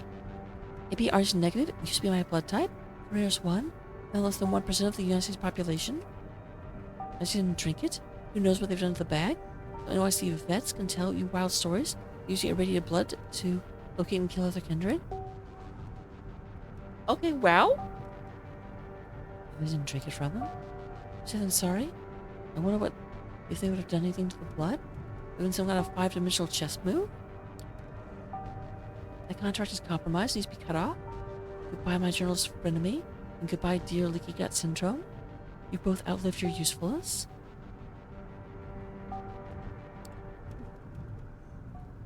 Another one bites the dust. I've got another story to finish. Talking about Bitcoin. Where did I stop? Constellation. Oh, right. You know who saw the real face of the city? Anna Delvey. Ever heard of her? That is really interesting.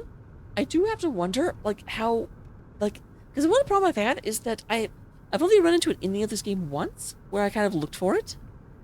So I have to wonder how many of these actually lead to an end, and how many they just kind of strong-armed you back onto the main plot line. I feel like they strong-armed me a lot.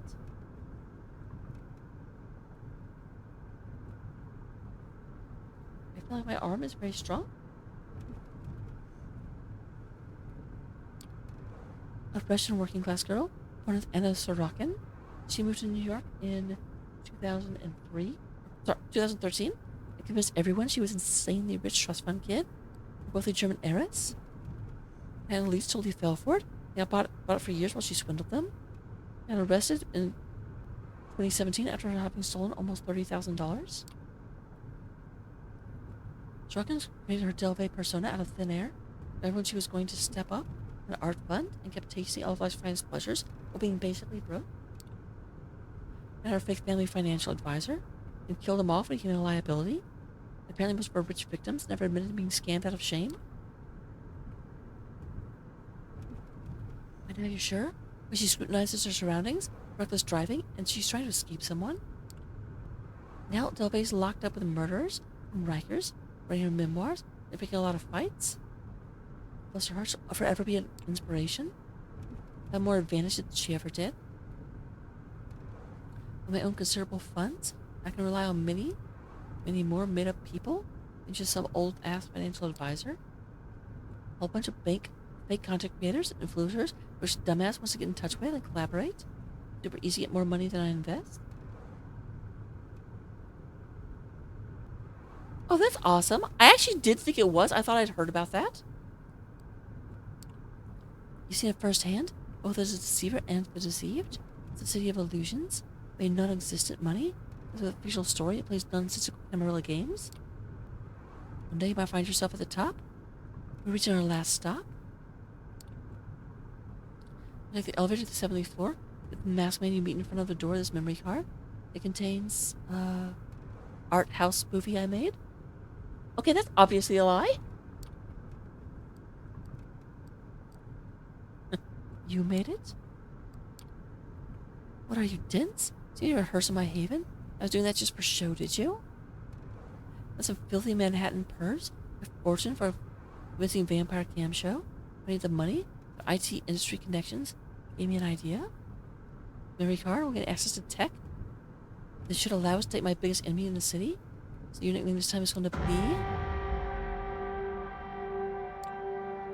Jeez, can't understand what happened? You know for sure is, if you were still a normal human, you'd be dead. Well, that's an awesome twist. In the last few seconds in your head, as a car appeared out of nowhere and crashed into Hope's vehicle, at maximum speed it was able to achieve. It already kicked off the mangled door next to him, out of his seat. Now he wordlessly approaches the trunk. It's a large caliber silenced pistol out of it. This definitely, like, heightened the fuck up. Is that the Invisible Man from Mass Effect? Starts pushing the lavender wreck of Hope's car, ready to finish the job he started. Are you fast and violent? You're him now?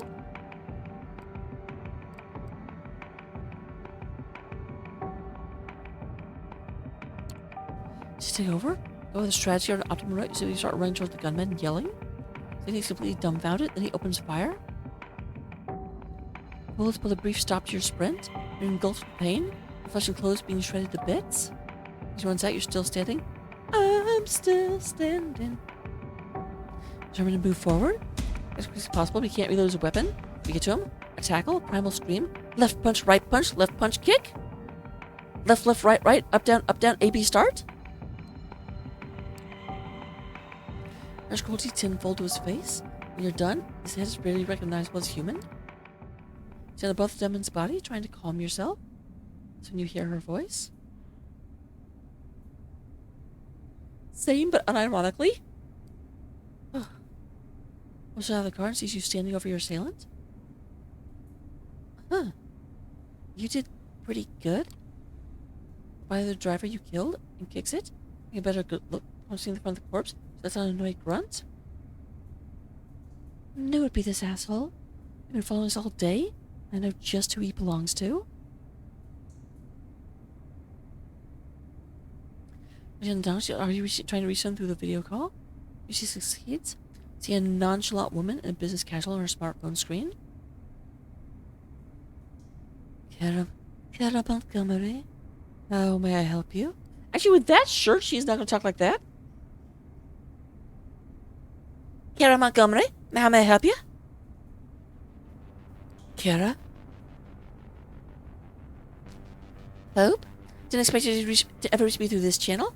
If you thought things through... Wait, did something happen? Did something happen? The fucking ghouls just tried to kill me? What the fuck? That's what the fucking happened?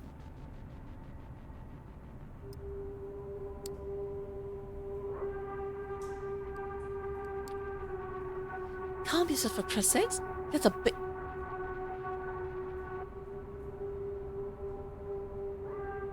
I know what comes next. I know it's from Double Spiral. Works at your motherfucker's company. I can't be responsible for the independent action of my subordinates. Why don't we just meet and talk it up?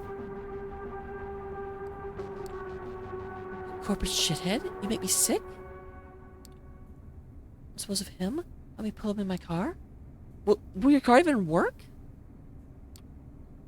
Okay, good. So we're here just closer to serious masquerade violation. I have to exchange my palmed early masterpiece for the good some other time. Like my haven when I tell you. But now I need to dump this asshole somewhere, get my car fixed, and prepare our counterattack.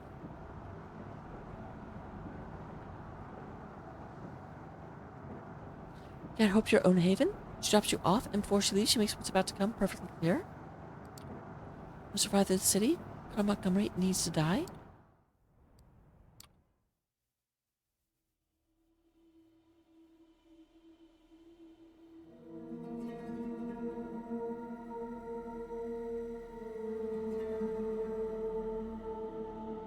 Okay, so Hope is back up.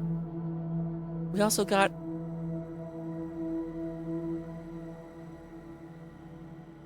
Oh, interesting. I wonder if this is the same guy? So we now have 3 side stories. As well as Hope has come back already. As mentioned, we will do Hope whenever she's available.